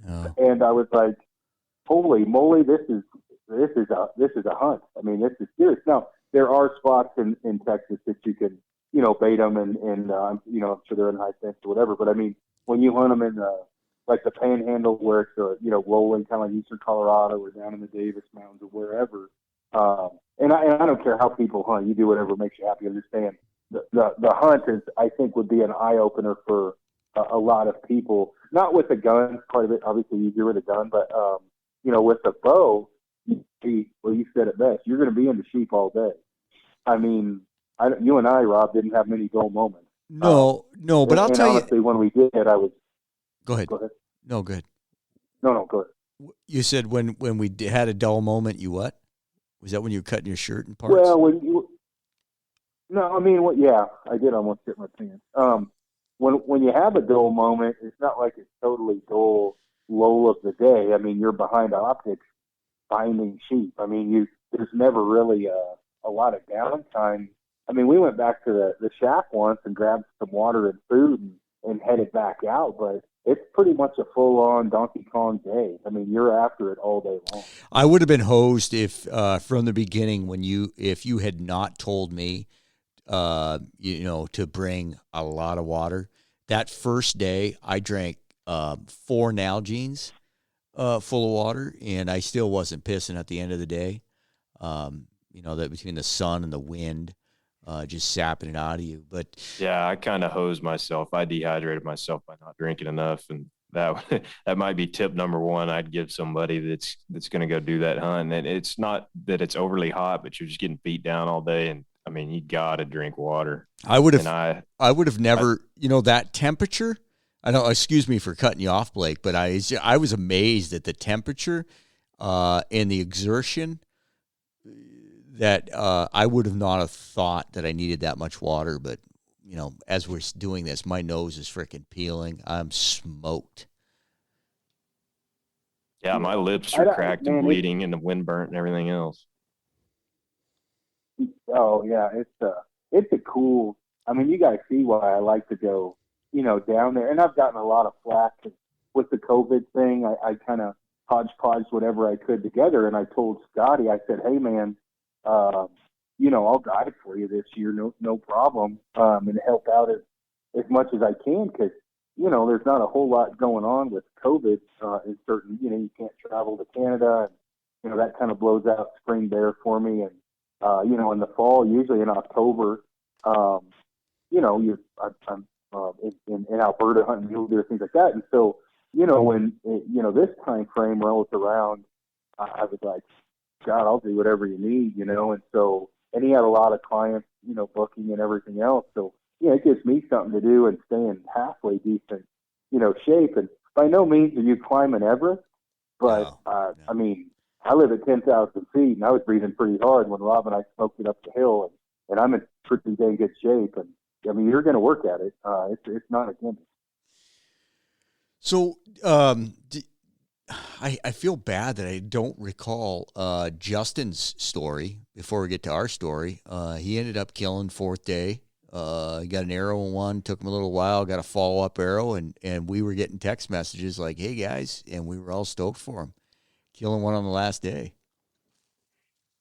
Yeah, I think actually, because after I had put an arrow in mine, obviously, like I said, we were all fist pumping and high fiving like we thought we had a dead sheep, and we had that group of ewes actually didn't go far, and they were tucked up right underneath some rim rock, like just in a money spot, sitting out sunbathing to get an arrow in one, and we were texting and calling Wes and Justin like, hey, unless y'all have got like an automatic deal over there, you need to get your butts over here where we're at, because this is an automatic. Like, I mean, as long as you make the shot, it's going to be like a 22-yard shot, like 30-degree angle money situation.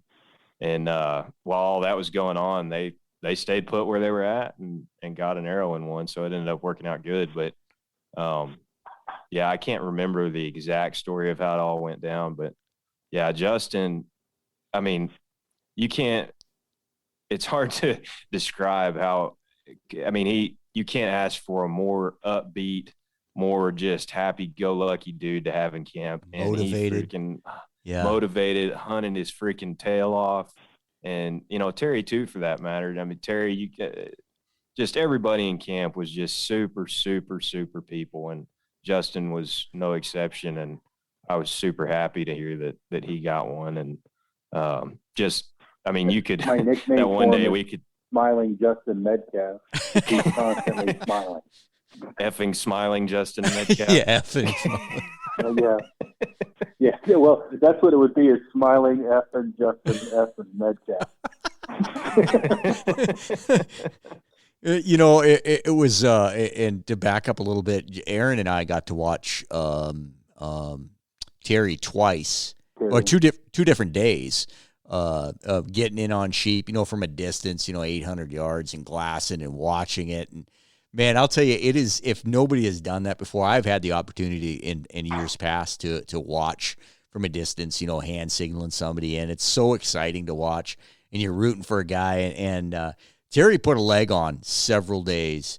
You know, he was the oldest one in the crowd, and it was a gut check. There was days he came in, I think day 2 or day 3, he came in and he was, well, we were watching the headlamps come off the mountain. We're like, where in the hell is Terry and Chris? He came in sucking his thumb. Yeah. Yeah, I saw where they were, and I'm like, Jesus, Chris, get some better tires and drive up there for Christ's sake. They walked. I'm like, I could see those headlamps. I'm like, oh, Chris, you may have pushed it too hard today. Like, they're coming off the highest peak in a headlamp. Yeah. And he graduated when I was born. So, and I'm not exactly a kid. I'm not old, but I mean, he's 65 or something.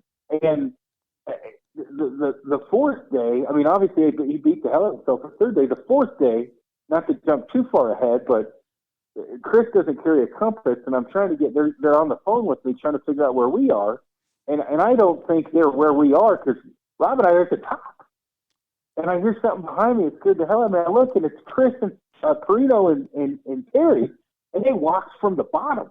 And I was like, first thing I said was, Chris, you need to buy a compass. And the second thing, I'm looking at Terry like, Jesus, dude, you made it all the way to the top. And then he sat down and started making fun of me. I'm like, well, he's feeling pretty good. Yeah. I was amazed. I mean, hats off to that guy. No, that was awesome. That was awesome. Terry worked hard, man. He got some shots, and he worked hard at getting them. So that was cool.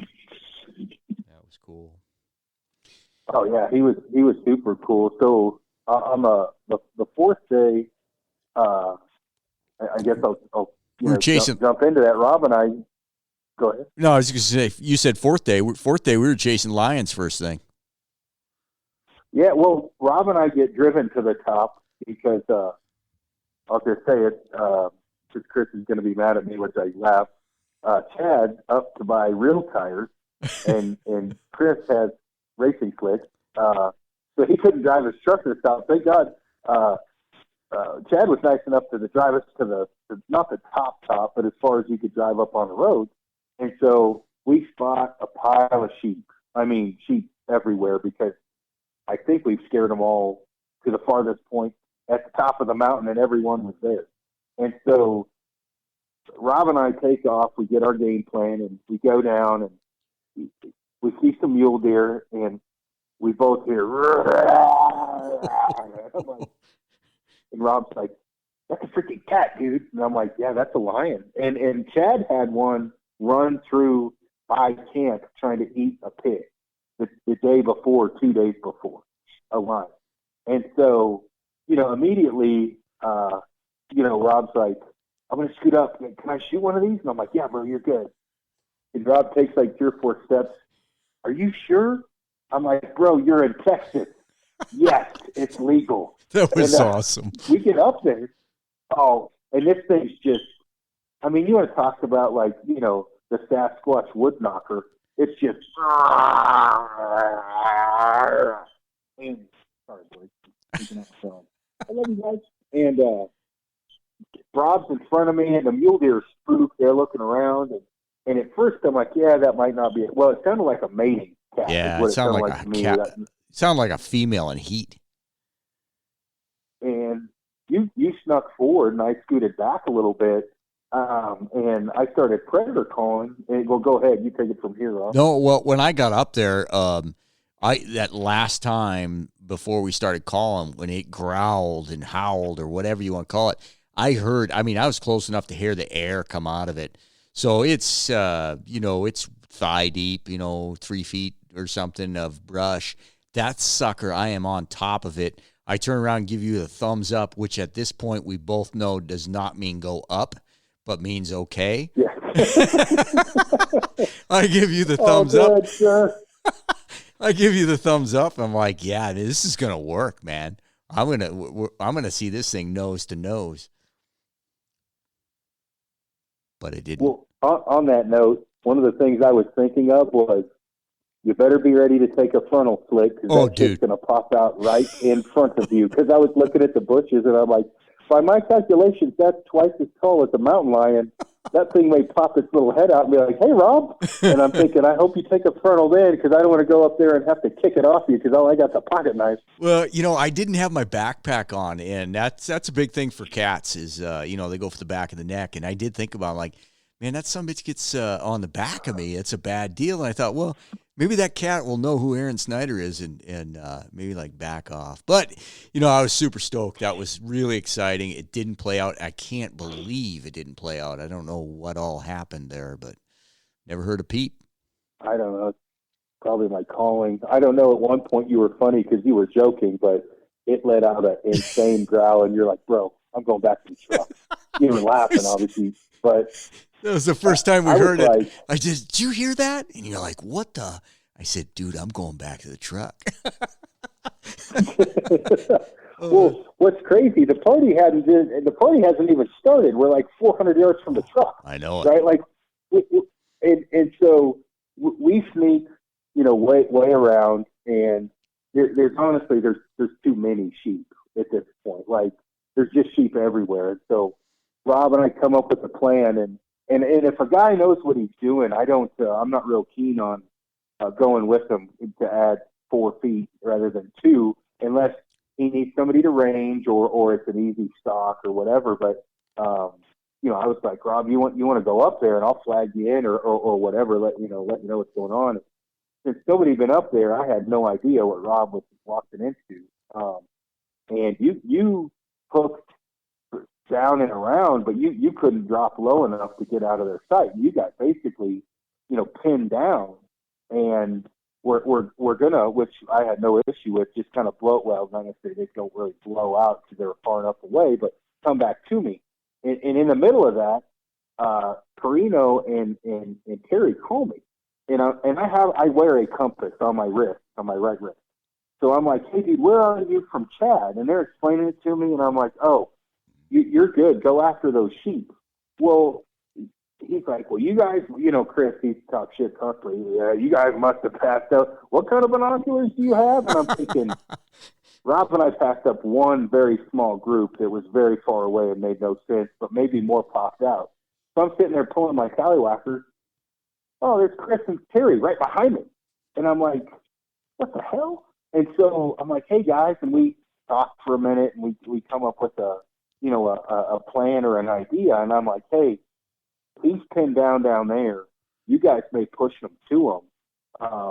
And I called you, and you were like, yeah, man, I'm good with that, which got totally screwing you over, which if you want to take it over from here, go ahead. No, I was pinned down. That saddle wasn't really, it was the saddle was more of on my side was a big horseshoe of cliffs. So had I known that, I would have dropped way down, but all the way to the valley floor where those sheep were bedded, they could have seen. So, when you said Chris and Terry, we're going to go after that, I was like, man, I'll just sit tight and watch the show. And to be honest, full disclosure, at that point, I'm like, man, this is my last day. I am pinned down. I could spend all day here just screwing around, and it was eating me. I mean, not that I wasn't happy for Chris and Terry, and didn't want to help them. But at this point, it's in my head like, dude, it's getting down to the wire. So it was cool watching them come around. You know, they punched some sheep at me. You know, I thought they were going to come underneath me. It just got Western. That whole basin got Western when they showed up. So I know about where Rob is. I could see Chris and Terry, and I'm trying to flag them in. They get close enough, and Chris starts calling. What they don't know is there's 40 sheep trying to commit suicide, running at them. Right on the top of them. Came to the call. So I text Chris, and I'm like, dude, they're running at you above you. Well, obviously, we hadn't been texting really up until that point, and so he's not looking at his phone. He's paying attention, obviously, to Terry. Terry goes to full draw once. I mean, they're coming to Terry, and some were below Rob, and at that point, I kind of figured we threw Rob because there were some walking to him. So, you know, these other ones come over the top, and you know, they don't. I don't think he got a shot, or maybe he did, but they blow out. So I grab Rob's pack and Terry's, and I head down to him, and Chris and Terry go back, and I'm like, hey, you know, we're going to go up and over here, Rob. You're like, yeah, let's do this. And so we go up and around, and there's sheep everywhere. And so we see him in the saddle, and I'm like, well, we just too many. And so we see him in the saddle, and I'm. It's one of those deals like, you know, at a certain point, you just got to say, I'm going to blow some sheep out to get to some sheep, because you can't just sit there all day on your last day. Or I can't do that personally. And obviously, Rob, you can't either. It's like, oh, yeah, it's real easy to say, let's just wait it out on your last day. It's very hard to do that. And so we helped Terry and Chris is what we did. We literally blew every sheep off the mountain. Trying to get, and we got close. How close did we get? Which time on the top of the mountain was the time that you and I had a serious meeting when I could see the eyes and horns, and you were explaining how Fred Bear. We had a serious meeting at that moment. Yeah, you just say tell your version, which is probably just like mine. Tell you the real version. So, yeah, exactly. I mean, it is. Aron and I both know it's the final hour. I mean, it's the last day. Aron's working his butt off. He can't believe what an idiot I am at not taking shots. So, I mean, we're having fun.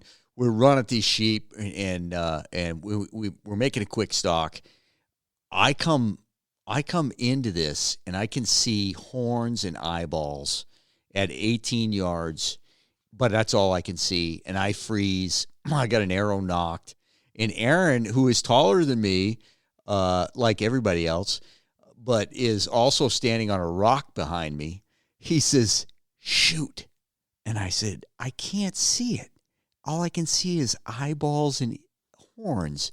And he says, lob it over the bush. It worked for Fred Bear. And he's pissed as he's saying it. I mean, I can pick it up in his tone.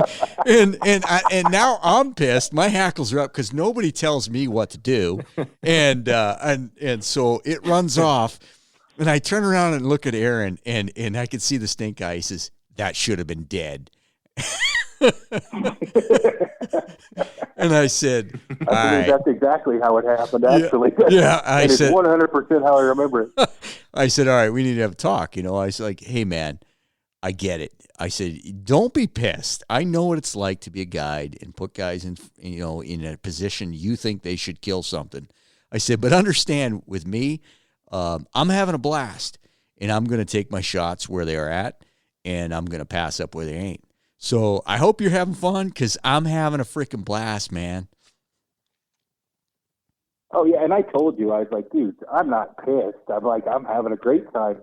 You just have to understand, I don't do well when shit doesn't die. I think that's exactly how I said it. I'm like, yeah. I get very focused. No, go ahead. No, what was cool is you said that you're like, hey, man, I'm not mad. No, I said, I understand we hunt differently. And I was mistaken when I said that. And you said, no, you know what? We hunt the same. You just take different shots than I do. And that was good conversation on the side of the mountain. I believe I said you're just more ethical than I am. I wasn't going to say that. Probably trying to get it to where I don't get bashed. But, and when I say ethical, meaning it also has to do with your confidence and your accuracy. And there is certainly people that should not take a frontal shot at 18 yards ever. Especially when you can't see it. Shoot. What do you want me to shoot in the eye? Yeah, yeah, well, at that time, I thought you could see more. Later on, I was like, oh. I'm like, yeah, I really didn't take into consideration you're 6 inches shorter than me. Because I saw it, and I'm like, dude, shoot it right in the chest. And you're like, I can't see it. I can only see eyeballs. I just thought you were saying that because I'm like, you're standing beside me, Slick Willie. You can see the same shit I can. I can only think of what I might have done. And well, first off, I would like to point out I am taller than Rob. Not by much. Shit, depends on what boots you're wearing. So I might have been able to see its nose, its eyeballs, and its horns. Honestly, like, so on day 3, I'm having a blast. I know Aaron, like I'm understanding Aaron at this point, and I'm just like happy. Just drop me off the top of the mountain. I'll hunt my way down all day. But at the same time, Aaron and I felt like we really hit it off. He's kind of like hunting with a buddy of mine. So we're having fun. So I'm like, yeah, let's just close it out. But sitting down, you were out of food. I was giving you food. I don't know, maybe you weren't tough enough to carry food. I don't remember that part. But we were bullshitting. I ate it all while you were stuck in the cliff. I ate all my snack food. I ate my quarantine snacks too quick. I should have given you my food so I didn't eat it all. So plan that better. But seriously, that was really good. Just bullshitting like, hey man, we're wired different. I'm having a freaking blast, and you are just super focused. You're like, even at that point when we were sitting in the cliffs talking about this, I was content to just sit there and eat, snack. I threw you something there at one point. I'm like, let's just sit down and have something to eat. And you're ready to run. You're like, those sheep are over that ridge. Let's get there. And that's I remember I was eating my cookie, hauling ass down the mountain. And I dropped part of it, and I picked it up and ate it because I'm like, oh, hold on, my cookie fell. Because you have to understand it. And Rob, you get it now with me. And you ever remember what John Wick and the Russian guy says? He's a man of focus and something. My buddy made a meme for me of that short clip. And it said, when Aaron Snyder sees game animals, because I do get tunnel vision. When I say tunnel vision, I don't get stupid tunnel vision but I get so focused, I will walk a guy to death. I will. You ain't gonna walk me to death. Potentially. No. I can witness that, those little piston legs. But meaning, I have probably pushed it harder. Went off cliffs I certainly shouldn't have. I have a kid and a wife. I crossed a river once where literally I was trying to swim with a bow in my hand. It seemed like a real good idea when I jumped in. And about halfway across, I was like, I'm going to die for a spike. This wasn't the greatest idea in the world, but I just get that way. And so we talked about it, which at no time was I mad. I was mad. I get super hyper focused. And so I literally was like, and I texted Scotty. He's like, how's it going? I was like, there's sheep everywhere. And I said, no shots yet, but soon. And he's like, how's it going? And I started to laugh. I said, I will walk till my feet fall off. So when the sun goes down, we are getting a ram today, or we're getting a sheep today. And he said, I know that's true, LOL. And I didn't hear from him after that. And that was right when we were sitting down there when you gave me that cookie. Well, I'll tell you, and this is for the half dozen friends of mine in town, UPS drivers, Jordan and Mike and Dan, all those guys that listen. They're not Stickbow guys that they listen. You, Aaron Snyder, and my good buddy Jack Hammock should never hunt together. So I'm just going to throw that out there. Those dozen people that know Jack. No, oh Send no. it Saturday. No, you'd be like wired the same, bro. You're wired the same. No, that's what I mean when I call it send it Saturday, meaning he's not scared to let an arrow go. No, he is driven and motivated, and he has trained his son Jordan just the same. And I hope they get to go down there. So, well, I think that I think that, like, you know, for me, I always look at, you know, things that if there's an animal on the mountain, it can be killed. You may have to put more effort in. You may have to go the extra mile on a stalk.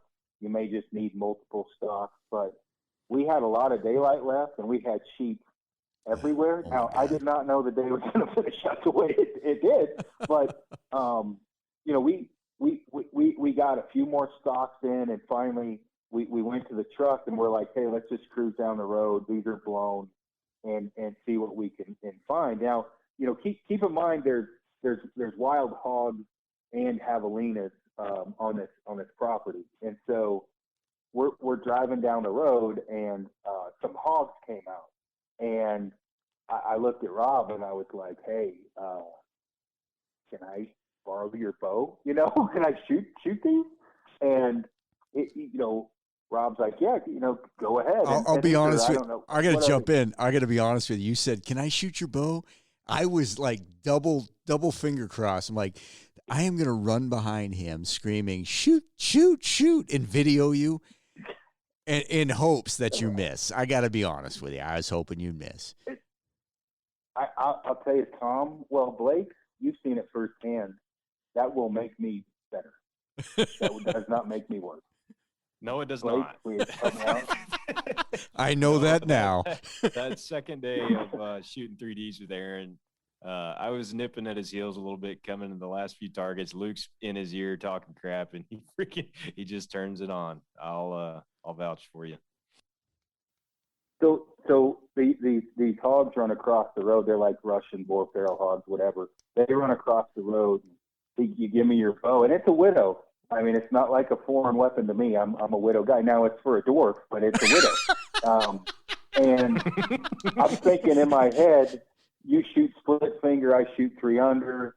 You know, I'm kind of doing some redneck ingenuity. I'll probably get blasted for this, but I'm like, okay, I got a good idea. So I get 30 yards from the pig and pinwheel it, 12 ring. No, you said it too quick. I'm going to get bashed for this. No, you said it too quick. I'm hollering at you. Don't use the first arrow because that's the last 150 wide I got left. Because that's what's spined to my arrows. I had gotten some 125s from Blake, and so the arrows really aren't spined out very good. Maybe they were for you. It probably helped. Yeah, they were for me because I needed a stiffer arrow. Yeah, so. That's right. So maybe that. Yeah, but I'm standing back there, and I'm like, shoot, and you freaking draw.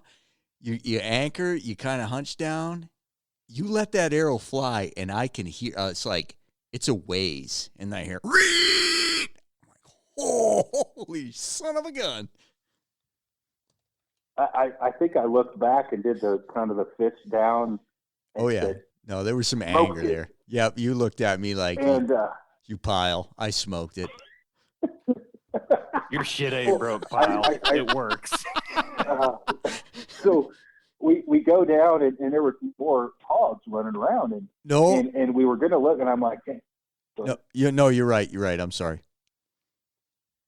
Well, no, there was more, but I was like, man, let's just look for this one. I said, I'm pretty sure I 12 ringed it, and I will say I may not be the world's worst blood trailer, but I am on that team of the world's worst. I may be at the top of the list. I can track like an Aboriginal, but now Rob, on the other hand, I'm walking back. I'm like, I hit it somewhere in here, and Rob's like 50 yards away. There's blood. I'm thinking, you motherfucker. And I haven't even seen it yet. I'm in front of it. And Rob's like, there's blood. And I'm like, why don't you go ahead and lead the way, Rob, because I suck at this. And so Rob's running around like a hound dog. Blood, blood, blood, blood. There's your pig. And I'm like, whew, okay. I hit right where I thought I had. And so I was like, cool. So we we go up the road, and we're driving down the road. I'm taking some photos. I think I was talking with JP with Big Chino, and you were like, "There's sheep." So I'm looking a mile away, and you're like, "Right there, dumbass!" And they're like, I don't know, what were they, 200 yards, 300 yards in front of us? Yeah. Side hilling. So we're good. I mean, we they can't really see us. We pull up, and you grab your bow, and we head down. Now, I want to stop. At one point, I want to stop right there because, first off, I'm already down 2 arrows in my quiver. And so I got 3 arrows in the quiver. But the real ace in the hole is that Aaron Snyder had just shot my bow and killed a hog. So really, there's no reason in the world I'm going to miss anything. So I like supreme confidence. Yeah. we're creeping down, and at one point, like, I felt pretty good. I can't. I'm not speaking for Rob. I'm just saying, knowing how Rob shoots, I felt pretty good if we got between 30 and 40. Wide open shot. They had no idea we were there. Rob was probably going to close the deal. So we're maneuvering down about the same speed. Meaning we're both creeping, and I ranged that cedar tree, and I ranged the sheep, and I think I said to you, Rob, I think I said anyway, Rob, we got to haul ass to that tree or something like that, didn't I? No, you ranged it real quick. You said the sheep are, that tree's 40, the sheep are 40 beyond it. You need to haul ass. I took off at a pretty good, I was crouched down because the way that hill rolled. I mean, we had been in some really good country to stalk. This was not good country to stalk. This is just wide open crap. There just happened to be one tree. Yeah, that one tree. You said you need to get to that tree. You better haul ass. I took off at a pretty good clip, crouched. When I got halfway there, I saw the backs of the sheep. They were all going like perpendicular under that tree. I hesitated a little bit, and then I thought, no, I got to go. I continued on to the tree. I got to the tree, and you were right next to me. I knocked an arrow. That one stepped out, and I have no idea. That's how I work the best. I have no idea what the range is. It's either a go or no go. It was a really nice big old ewe was standing there, and I said, and you said shoot that one. Had a smaller, younger sheep or ewe kind of come up alongside of it. I didn't want to shoot through one and hit the other. You said, I don't know, you said something like, you better shoot or I'm going to kill you or something like that. No, I said shoot any of the 3 in the front. Yeah. Yeah, no, I was like looking, and I was like, okay, those are all used. I'm like, shoot any of the 3 in the front. Yeah, so I mean, I really wanted to shoot that first one. The second one came in, and it's like, well, this is it, now or never. And it's like literally an hour before dark. Yeah, I just drew. Man, I think you're being favorable. I don't think you had that much time left. I think it was a lot left. Well, there was probably an hour of legal shooting light left. Yeah. So an hour before, or a half hour before sunset. But I just let her rip, tater chip, and the way I usually shoot, and hit that thing. Man, that iron will hit I hit the shoulder or just right at the knuckle where the leg and shoulder meet. Broke that heart, broke the other leg. I was a little bit shocked at the time, like the lack of penetration, but it wasn't really computing. Like, you just broke both legs. It went down hard. My instinct was to get right up there and get another arrow in it, and now sheep are going everywhere. I take a half a step, and this was really, kind of picture framed the whole 4 days for me. I took half a step. I'm running down there, and Aron grabs my bino harness and yanks me backwards, almost off my feet, and says, "That is the most exciting thing beyond any animal I ever shot. I am so stoked." I'm like trying to run away, like, let me go. It was awesome. I bear hugged you. I didn't want to say that. I didn't want to embarrass you. I don't care. I was more excited about that. animal than any animal I've shot in a while, because I knew the as far as Cody Greenwood, the percentage of success for a stickbow on a spot and stock Aoudad is low. Yeah. It just doesn't have the I knew the effort we had put into it, and quite honestly, the way that worked out, just the last day, the last hour, and then you pinwheeled it. And so what I saw, and of course I've hunted, the Aoudad a little bit more. I know where their vitals are. When he shot, I'm like, you could not have drawn a circle the size of a quarter and put it in a better spot, because you hit the scapula on the onside, blew the top of its heart out, the lower scapula, whatever, and then broke its offside leg. I knew that when it ran off. I don't think because I just from hunting them, the right leg was broke in half. It looked like if we only had Cam here to do the imitation of the emu, the leg was flipping in circles on the outside. So I knew we were good. So he shoots this, and I give him the bear hug, and then I take off in a dead sprint, and I get maybe 5 yards from it, and I'm like, man, I don't want to touch it before Rob gets there. I'll wait. Turned out to be a bad move, because it went ahead and jumped up, gave me the middle finger, and ran to the bottom of the canyon for us and died. And so I'm shitting my knickers, right? I'm like, holy, try not to cut here. I'm like, we did it. Like, we got one down. And, knowing too, now the one you shot was 5 or 6. The other one, which I know you wanted to shoot, was, 12 or 13. Yeah. You would have killed either one of them. It's just that one stood in front of the other one, and it kind of blocked it when you shot. So even still, I'm like, we did it. So I'm like, dude, we bro hug it and fist pump for a second, and I'm like, hey, I'm gonna run up to the truck and grab my pack. Well, adrenaline is like flowing through the body. I sprint, no shit, like Carl Lewis, but the fat white version, to the truck, and the adrenaline ran out about the time I see the truck, and then I'm hunched over. What happened? I'm like, keep going. And Chad's as calm as, he's literally the epitome of the house is on fire. Yep. Better get your stuff and put your hat on. He just doesn't get overly excited. He's like, well, good, man.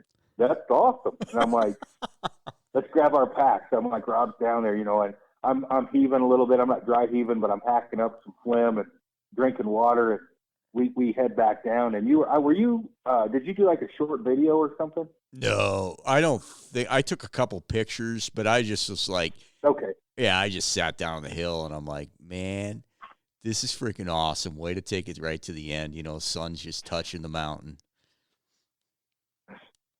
Oh, it was awesome. So we cut the meat off and get back to the truck. The party's not over yet. Well, let me back down up. The road. Let me back up. As you're running up the hill, I have a moment of clarity, thinking we've been winging arrows at critters, and I'm going to have photos of this, sheep with 2 arrows in my quiver. And I'm like, I almost stopped you and said, dude, grab a couple arrows out of my arrow tube so I can stick them on my quiver, and not everybody thinks I emptied it at the sheep. I forgot about that. But I didn't, and now everybody thinks... You killed that one and done. You smoked it. Yeah, not according to 900,000 followers on your Instagram, or excuse me, is it not? No, 90,000 followers on your Instagram. Yeah, no kidding. Well, when we we got down to it, I don't know who was redder, but we were all sunburnt, looked like lobster tails, and I took a few photos. We got it cut up and got the meat off and everything. We get back up to the truck. Now, Chad has just got over COVID. Yeah. And Rob has the amount of adrenaline, he's like level 10, smoking it up the hill. I'm taking photos of him going up the hill, and I passed Chad, and he goes, COVID sucks, fuck, I'm fat. And I'm breathing hard a little bit myself, and I'm trying not to laugh. And I'm like, those little legs are working on Rob. He's firing like a piston because you were moving it up, and you had all the weight. I just had camera gear in my day pack, and so we get to the truck, and I'm on cloud nine. I'm like, I can't believe it. We pulled it off. This is awesome.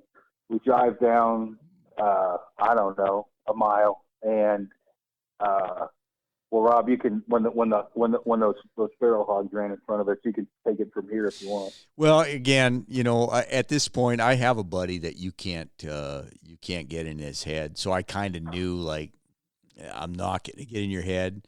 I gave you my bow, and I might have said something like derogatory, like, go ahead and try it.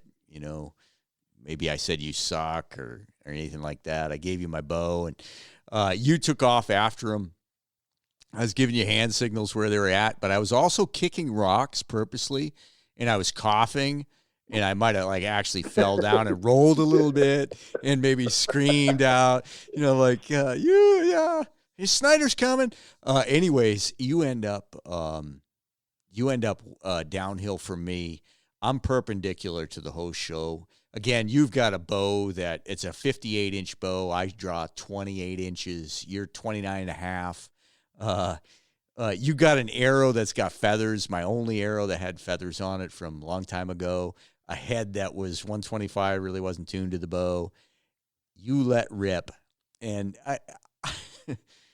I'm here to tell anybody that thinks that you're maybe overstated, but I'm watching the arc of that arrow with those yellow fletchings, and it's a mega arc, and I watch it drop in and pinwheel this freaking pig, which I'm not really sure how far it is at that time, but judging by the arc. And I said later, I'm like, how far was that? You said 50 yards. And if I thought I could have got away with it, what was it? 57. 57? I thought it was 50. If I could have, it was 50. You said 50 earlier today too. It was 57. If I thought I could have got away with actually kicking you in the ass right there, I would have, but I'm not sure I'm faster than you, so I didn't. I was just like, this is horseshit. This is not normal. That seems to be a lucky number. Yeah, no, or unlucky, however you want to look at it. Seriously, how do you pick up somebody else's bow and make that shot? What I did, the first shot was total redneck ingenuity. Like, I did some deductive reasoning from watching you shoot and you talking about shooting and me anchoring, up higher towards my eyes, shooting 3 under. And so I figured my point on with your bow was 32. And so when I shot the first hog, I put the broadhead at the bottom of the body line and pinwheeled it. Well, knowing what the speed about of your bow was, and shooting gapping so much, I figured, okay, if my point on is 32, roughly, that, my holdover would be X amount. And so, and I hate to say it, I'm going to get faster. It was a hog, right? So whatever. So I let it rip, and the moment it left the arc, I'm like, I think I'm going to hit that. And then I hard shoot it, and it bucked, and I looked back and kind of did the fist pump, and I could see you like, you mother. Like, the look on your face, you're going to have to edit that out, but you were like, I could see you were happy and not happy all at one time. It's like your buddy that shoots a 400-inch bull that just walked by you and you didn't have a shot. You're happy for the guy, but you're thinking, damn it, I really wish I would have shot that thing. And I mean, it's just a hog, but so I run down and actually I ran down and grabbed the arrow and or maybe another one out of your quiver just to get a follow-up shot, but ended up going a little canyon and dying. We took care of that thing and went back to the truck, and I can't stop talking about this. Is just the epic day of days, like the last day of the hunt. I got to shoot a couple feral hogs. You got your ram. We were in stocks all day. I'm leaving out the part where I'm so sunburnt that it hurts to smile because I'm so freaking red. But I mean, literally, there was 5 minutes left of legal shooting light when I hit that pig. And, we take care of that, jump in the truck and drive down. We know Blake has an arrow in one, Justin has shot one, and we watched obviously Terry get into a bunch of them. So, to me, it's like you couldn't have written out a cooler last day. I mean, it was just awesome. Yeah. Yeah, no, it was. And I mean, just when I saw Rob come through, he came through the door and he just shows me the bloody arrow in his quiver. And I was like, you got to be kidding me. He's like, no, dude, bottom of the ninth. It's right in your, just like you did your, your deer this year. And I couldn't have been happier for you. And Well, Aron was gonna message you guys when we got down there. I'm like, nah, dude, let's just roll in. So we roll in, and Justin had killed one. You had an arrow in one. And I walked in and we listened to Justin's story. I listened to your story and I had my bow in my hand and I just held it up and pointed the arrow. You guys are like, what? I'm like, yeah, man, been holding out on it. Yeah, what a day four, man. What a day four.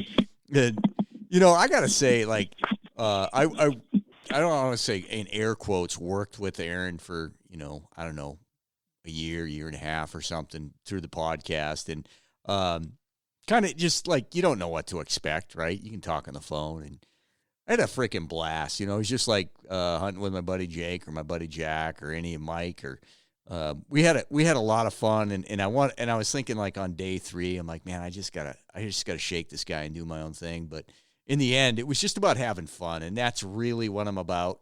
It's just having fun. I'm wired different. I had a great time, and it worked out good.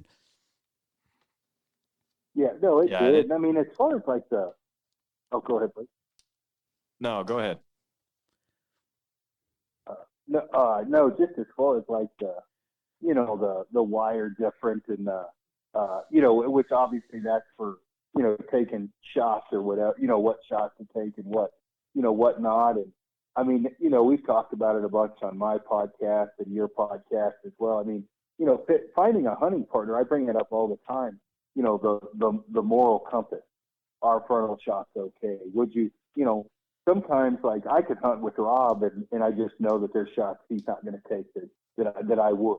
But as far as like, fitness, getting along, planning stuff, shit like that, there wasn't any time. I mean, I don't think anyway that you and I ever differed on, anything like that. Obviously, like hand signs and shit, I screwed you by giving you the thumbs up. That gets worked out with time. The more you hunt with somebody, but I don't. For me, there's definitely shots that I'll take that other people, probably won't, and other people might. But I wasn't ever the only time like, for 5 minutes after a shot opportunity, I'd be like, man, we may not get another one of those. This guy's impossible. But what's that? I said, this guy's impossible. I was thinking in your head, this guy's impossible. I will say. Well, I just. Go ahead. No, go ahead. No, there was 2 stalks towards the end. I think there was one on day 3 and then one of them on day 4 where you had said something and it was like, it clicked in my head like, that was exactly what I was thinking. That was, like with Jake and I, we hunt a lot together. There's things, when you hunt with somebody, you don't have to say, you're on the same page. There was once the 3rd day, and then there was once the 4th day, and on that time, I don't remember which one it was. On the 4th day, I was like, frick, this is like me and this guy have been hunting together for 5 years. I mean, this is just what you do. I was just gonna say it was pretty wild too, because obviously I had hunted with Wes and Scotty, and then I pretty much had the same thing with them. I mean, pretty much any idea any one of us had, we were just like, yeah, it sounds good, let's go for it. And just those 2 guys, and I know Aron, you're the same way. They'd hike to the end of the freaking mountain for you 100 times over to get you a sheep. And when you're hunting with a bunch of stickbow guys, it's I'm sure it can be frustrating for some people sometimes, but I mean, there was everybody from you guys guiding to us hunting, everybody was pretty well on the same page the entire hunt. And it was, I literally had not one bad experience with anybody there, or a bad exchange or anything. And that's super important. I got to jump in. I got to jump in. I did have a bad exchange with somebody at one point. Aron sent me a freaking text message, like from 20 feet away when he went and pooped over the side of the hill. That was just wrong, I man. think any real man would have sent that text. I didn't see an issue with it at all myself. He's like, if it was a scratch and sniff text, maybe it would have been different. He's like 60 yards away. I got a text message from him. Yeah, and it's photo evidence of his work. It was disturbing. The size of it was enormous. I couldn't not share it. I mean, you just can't not show someone. Or everyone. I did have to use part of my T-shirt and my lens cloth to finish the deal. But, yeah, I thought it was funny. And then Scotty's running around showing it to everybody. Do you guys know there's grizzlies here? But I think one thing we said on the podcast, we recorded one down there to go on Safari Cast because it's a bit explicit. But one thing Scotty had said that I kind of want to make sure people, at one time he said, Aron, because I've been 3 times 3 sheep with him, giving him, a lot of people maybe false hope. And I don't think that's the right way to look at it. I think if you get after it and you could, you practice and you may get shots, it's not false hope. It's just a matter, if you don't give up and you stay after it and you keep putting yourself in good position, you're going to get a sheep. Now, that may mean, in your case, Rob and Justin and you, Blake, the last day. My second hunt with Scotty, we were hunting together, but my second hunt with Scotty, that was not a one and done deal. That was, 49,000 steps is what I put on the ground that day I killed that sheep. If you stay after it and you make conscious decisions and you pay attention to the wind and you put yourself in good position, it is going to pan out for you. I just think a lot of people get, discouraged, where I think that tunnel vision, hyper focus, just keep going and keep trying to make the best decision. It'll eventually pan out.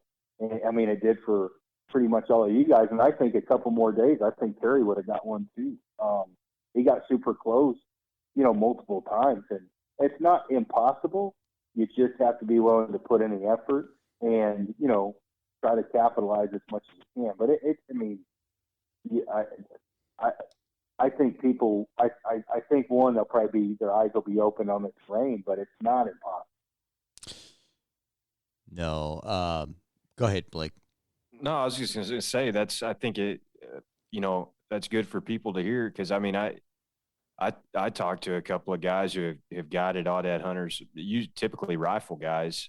And, they both looked at me like I was crazy. And I think what a lot of that, and we talked about it, I think, Scotty being willing to take bow hunters and being willing to put the work in to get it done with the bow hunter. I just don't think that there's some operations that are willing to put in that kind of work to get a sheep. And, obviously it's doable. It's just going to take some effort, but those other guys that I talked to thought we were all nuts.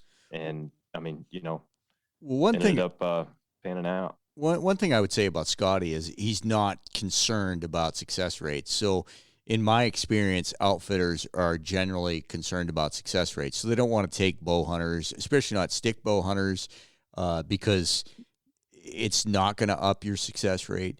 But in generally speaking, and I think it was evident in this crowd that, you're in for the experience and you're going to hunt hard, and you're going to grind it out to the last minute.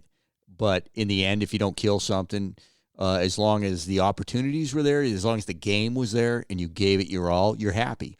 And I looked at it as a big win, that last, I don't know, I think it was the last night when Scotty was saying, man, you guys are awesome. I'd take guys like you again and again because you hunted hard. You didn't want to sit in the pickup. You didn't want to have something pointed out. You wanted to get out and leg it and try over and over again. And it just happened to work. We could do this. We could do this next year, and it might not work out. 3 for 4 or whatever. It did work out this time. It's not always going to work out, but you had 4 guys. Well, I think for you guys, it'll probably be work better. Now you're you know what you're getting into. You know what I mean? Like, no matter what, even if you don't change your shot distance, you don't change anything, you still have gained a lot of knowledge. You know what I mean? Like, I mean, it's not like everybody gets to go hunt Aoudad in the Davis Mountains all the time, and so it's not, that experience everybody picked up.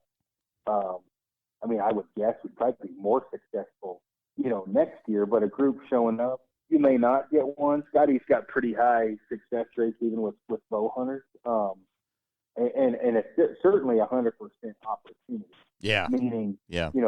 50 and in with a compound and 30 and in with a stick bow. You're going to get opportunities, but you're also going to have, you can't ask for a better crew, right? I mean, that Scotty and Wes are just awesome. I mean, they're great to deal with. And, Scotty and I work extremely well together. And so I would do, literally anything for the guy. But, he doesn't ever get, well, I won't say ever. He's always calm. He doesn't get real frustrated. He's got kind of that sense of humor that when he says something, it's, when he says something funny, I'll laugh about it the rest of the day because it's like out of the blue, kind of a dry sense of humor. He'll say something. He's just a good-natured dude. I mean, I think with who were we? It might have been Cody Greenwood or something. He looked and he's like, "Hey, I don't know what model that bow is, but will that thing shoot an arrow?" Because we had a lot of opportunities and he hadn't shot yet. And that's just Scotty's mentality. He's just being funny and he's super calm. You couldn't ask for a better dude. I mean, just a great guy. No, I can't say enough about everybody that was there. But, like I said, I hunted with Wes and Scotty, and I just, that was the first guided hunt. That's the first experience I've ever had with having a guide. And so at first I was kind of trying to feel out like, well, like, it's a little bit strange at first. Like, well, should I be piping up and giving my opinion, or like, I mean, what, should I just follow them and shut up and do what they tell me to do? But I mean, as I kind of felt them out and felt out what kind of guides they were, I mean, it was just it almost felt like hunting with a buddy. It really did. And it was great all the way around. It was super cool. Yeah. Well, the first time I hunted with him was with Brian Broderick, and it was just a bunch of buddies meeting, up north. And in about the first 20 minutes, I was like, this guy is awesome. He's super chill. He's funny. And then I ended up getting that ewe. And then the next time I hunted with him, we had done some helping out guiding. And anyway, so then, the one day I felt bad for him. And because I kept texting him, come get me. Because I must have walked 20 miles that day, and he probably drove 200 to come pick me up, blowing stocks. And, I'd get in the truck, and he'd be like, all right, there's usually some over here. And we'd drive over, and I'm like, all right, dude, drop me off here, and I'm going to make an approach, try to flag me in, and just always positive. He's super funny dude, and he's been guiding for his whole life. So there's nothing for outfitting and guiding. There's nothing he hasn't really, seen. You guys didn't go down there. I think probably what alarmed kids the most is when you show up and you're setting your dial to 120. He probably starts shitting his knickers because that means you might suck. When you go in there like, hey, this is my section, whatever, that's a lot more realistic for him. But, I mean, we had, I think everybody but one guy got a ram, and the one guy, I think, emptied his quiver twice, sub 50. So it wasn't like he didn't have any. I know it was in a compound. And everybody else has been successful with, rams, big rams, and used. They haven't shot a ram under 30 this year. And used. So, that's something that Scotty's willing to take on people that'll hurt his success rate. And still it comes out on top. So it's a great, it's fun hunting with Scotty. I'd do anything for him and Wes. They're funnier than hell. We've hunted a lot together now, from turkeys and whitetail and everything else. And he told the story of me shooting his elk out from under him. And he was funny about it. He's like, "You son of a bitch, you shot my cow."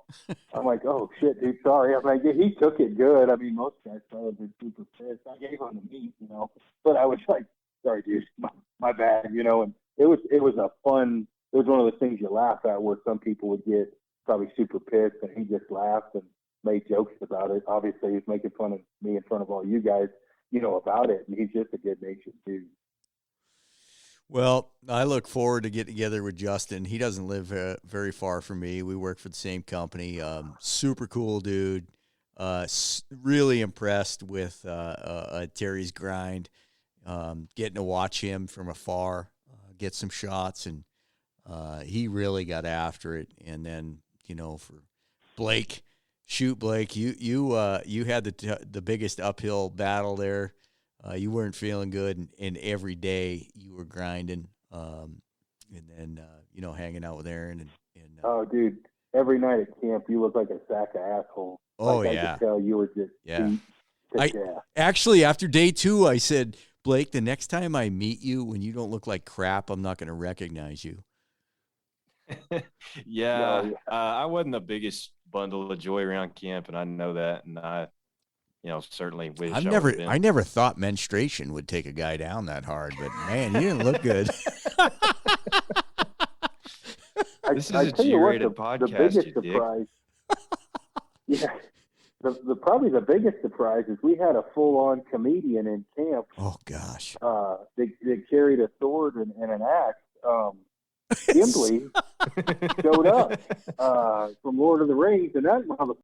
Funny. He's talking about stories about him and his wife going to dinners and emus and everything else known to man, and sharks swimming between oil tankers. And I literally am like, okay, I have got to get this dude on my podcast. And, I kept making, now the dude takes jujitsu, so I shouldn't talk too much shit, but I'm throwing all kinds of, I made a couple Frodo Baggins comments, and the dude's just good-natured, salt of the earth, funnier than hell guy. Now, I think the only thing he filmed was Blake getting out of the truck and the podcast, and everything in the middle, we're just going to have to tell stories and draw pictures. But you got to bring him even if he doesn't hunt, he's an entertainer.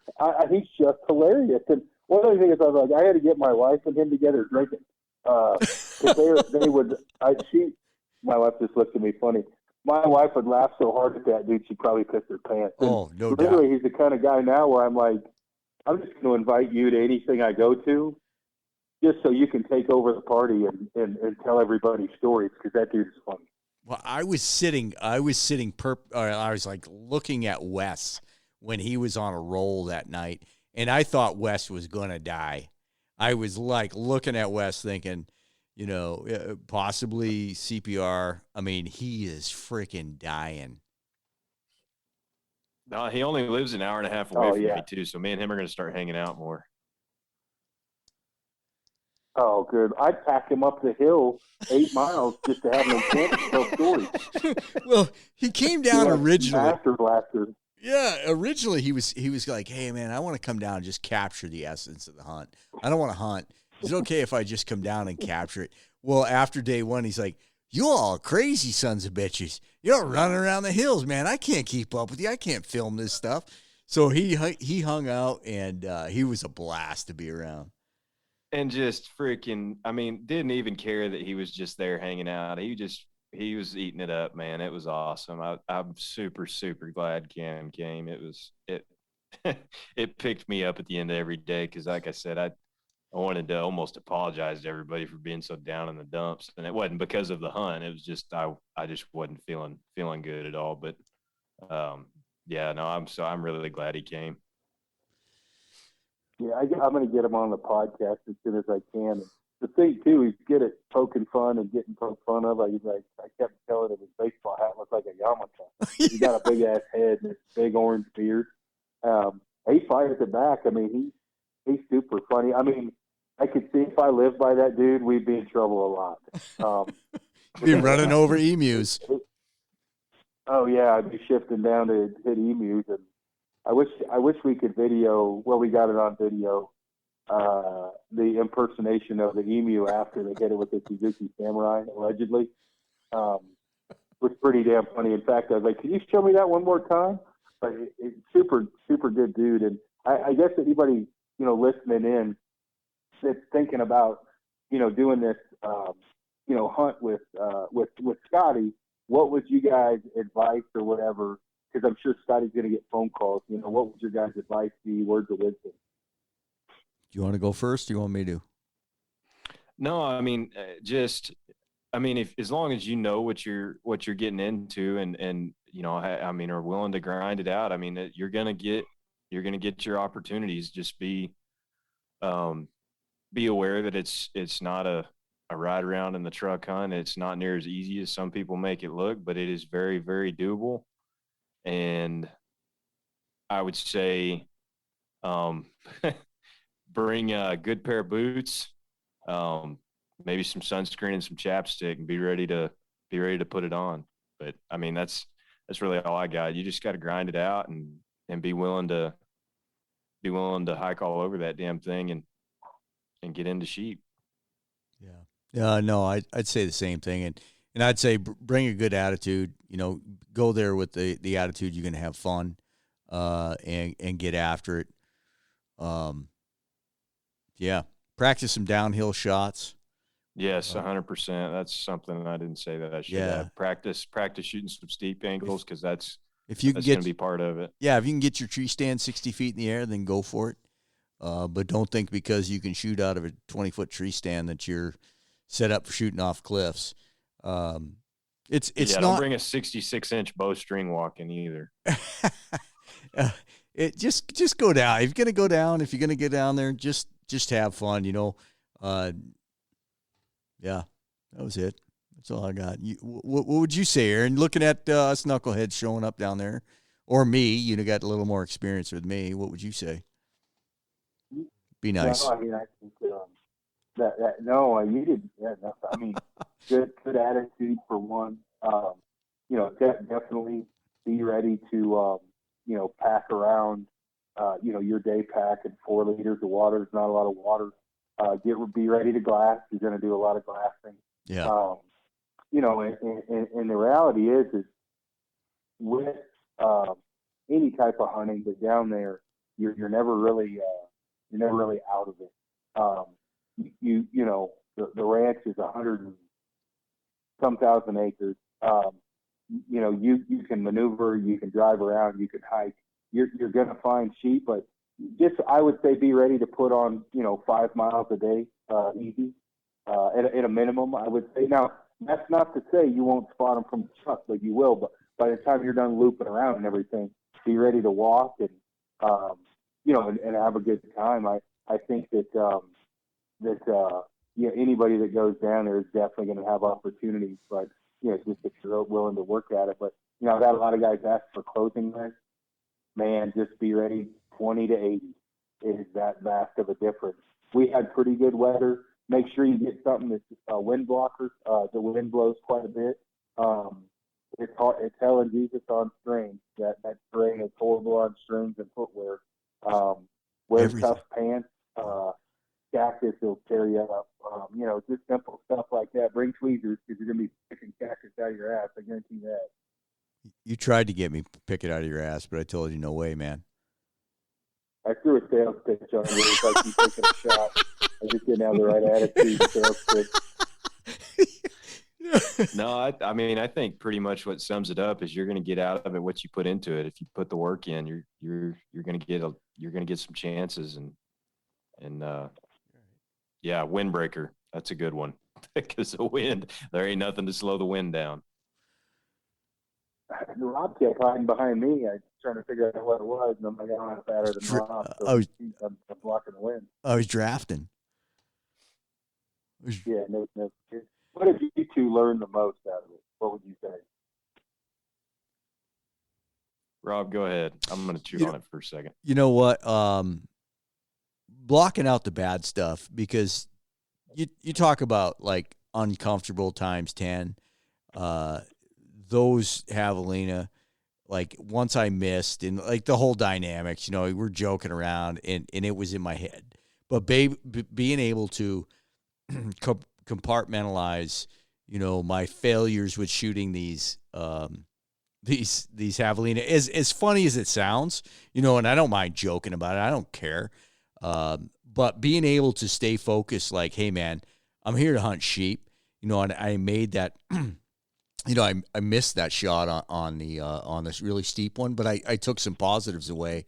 I didn't wound it, but the whole shot felt good, and it was a difficult shot. So being able to just say, like, whatever, screwing around with these javelinas is all fun, but being able to stay focused and keeping confidence, honestly, that was a big takeaway for me. Yeah, and I hate to sound like I'm mimicking you, but I think I made some progress. I've made some progress mentally in the last, I don't know, 6 months or a year on dealing with failure or dealing with adversity. I'm a very competitive person by nature. I'm competitive with myself, and I used to, maybe a year or two ago, I would have beat myself up over the string of events that happened. But, I've gotten better at just, well, let's get back on the horse. Let's, it is what it is. You gotta put it behind you. And, I just think dealing with, being able to deal with some adversity and just mental toughness, or however you want to put it, it's something that I've really tried to get better at, and I think I have. Yeah, I agree with you guys. I think that the never quit attitude and stay in the game type of I would say just try to have the world's shortest memory you possibly can help. And if you get into and I can't speak for you two, but if you get into a little shooting slump, I always, I'll go back to camp and Scotty see me do this, and I'll fire 3 arrows at 5 yards. I'll go back to 10, fire 3, go back to 20, 5, and just build up my confidence, down at camp and really work on it just to make myself feel a little better, before heading out. Because, it's not necessarily always a shooting slump. A lot of times it's just a brain slump. It's a mental slump. And so you just need a confidence builder. And sometimes just shooting the target will get you over the edge, just bump you up a little and help you out. And I think that, you're going to be faced with shots down there that your footing may not be perfect and you may miss an animal, but definitely, wherever you go down there. But, just stay after it and try to stay as focused and, upbeat as you can. And then obviously, it generally will pan out in the long run. And, worst case scenario, I mean, it's a hell of a lot better than working. So if you're in the sheep for 4 days straight and got some shots and then kill one, better than dealing with your asshole coworker that's stuck in a cubicle or, running a hammer drill. Try to keep a good positive mentality and be a lot better off. Couldn't have said it any better. No, shoot with confidence. That's you've got to shoot with confidence and have confidence in yourself. Otherwise, you don't have anything. And you got to put the last one behind you. And I missed the day before I shot mine, and just got it out of my head and on to the next one. And Rob, obviously you did a really good job of getting the javelina slump out of your head and freaking pinwheeled yours. I am never shooting now. I'm going to go buy it. So here's my, anybody that thinks they might have a problem with javelinas, go out and buy a bunch of Nerf footballs, spray paint them black and shoot at them. Just throw them out in the yard. Kid, throw them. Yeah, I am not shooting. Freaking javelinas can go kiss my butt. I am not shooting them things. Good stuff, man. It was awesome. This is the longest podcast I think we've ever done. Good stuff. It was. Thanks, Aaron. Well, I can't thank all y'all enough. Yeah, I'd say thank you guys. I had a blast. It was a good trip, and I told Scotty, I said if one of these kids get an Aoudad, I'd say that's a victory. We certainly kicked ass when we were down there and had a really good time. So yeah, I really appreciate you guys, coming down and the attitude that you guys had. It was awesome. It was truly one of the funner hunts I've, been on. And, I was so excited I about choked Rob with his vinyl harness, like he said. It was super funny. When I got to the truck I was like, I was more excited about that than any animal I've shot this year, and by far. And Scotty could tell when I got back. He was like, dude, you guys earned it. And I'm like, shit, man, I shot whatever the hell my ram was, and I mean, I was probably a half as excited as when Rob shot that ewe. I mean, it was just, I don't know, it's hard to explain in words. It was awesome. I do think I saw you jerk a tear a little bit. It was a really romantic moment. I was glad I was there for it. I know. Well, I mean, literally, you watch a guy try to get laid 40 times, and like the 41st, he finally gets it off. It's like, Jesus, Rob's almost out of arrows. I felt bad for you. Like, It wasn't really like, I was just like, how do you put it? Like the kid that sits, like in the back of the bus, he's got like, babies and picked last at you Foursquare. got to shave that head and get back in the game. yeah, you got to get him back in the game. So we had to shave Rob's head and get him back to play Foursquare. Oh, good stuff, man. I had fun, man. That was awesome. Good 4 days. Yeah, we're gonna have to do that again at some point. Well, yeah, definitely. No, it'll be cool. But Ready to close it out? Fellas, I should try to hang out with my wife before she divorces me. You're not gonna leave me, right? No, she said no. I'm good. All right, I'm gonna go eat some dinner. She said she's in her pajamas, so she can't leave. Too cold. All right. Well, thanks, boys. You guys, See y'all take her later. easy.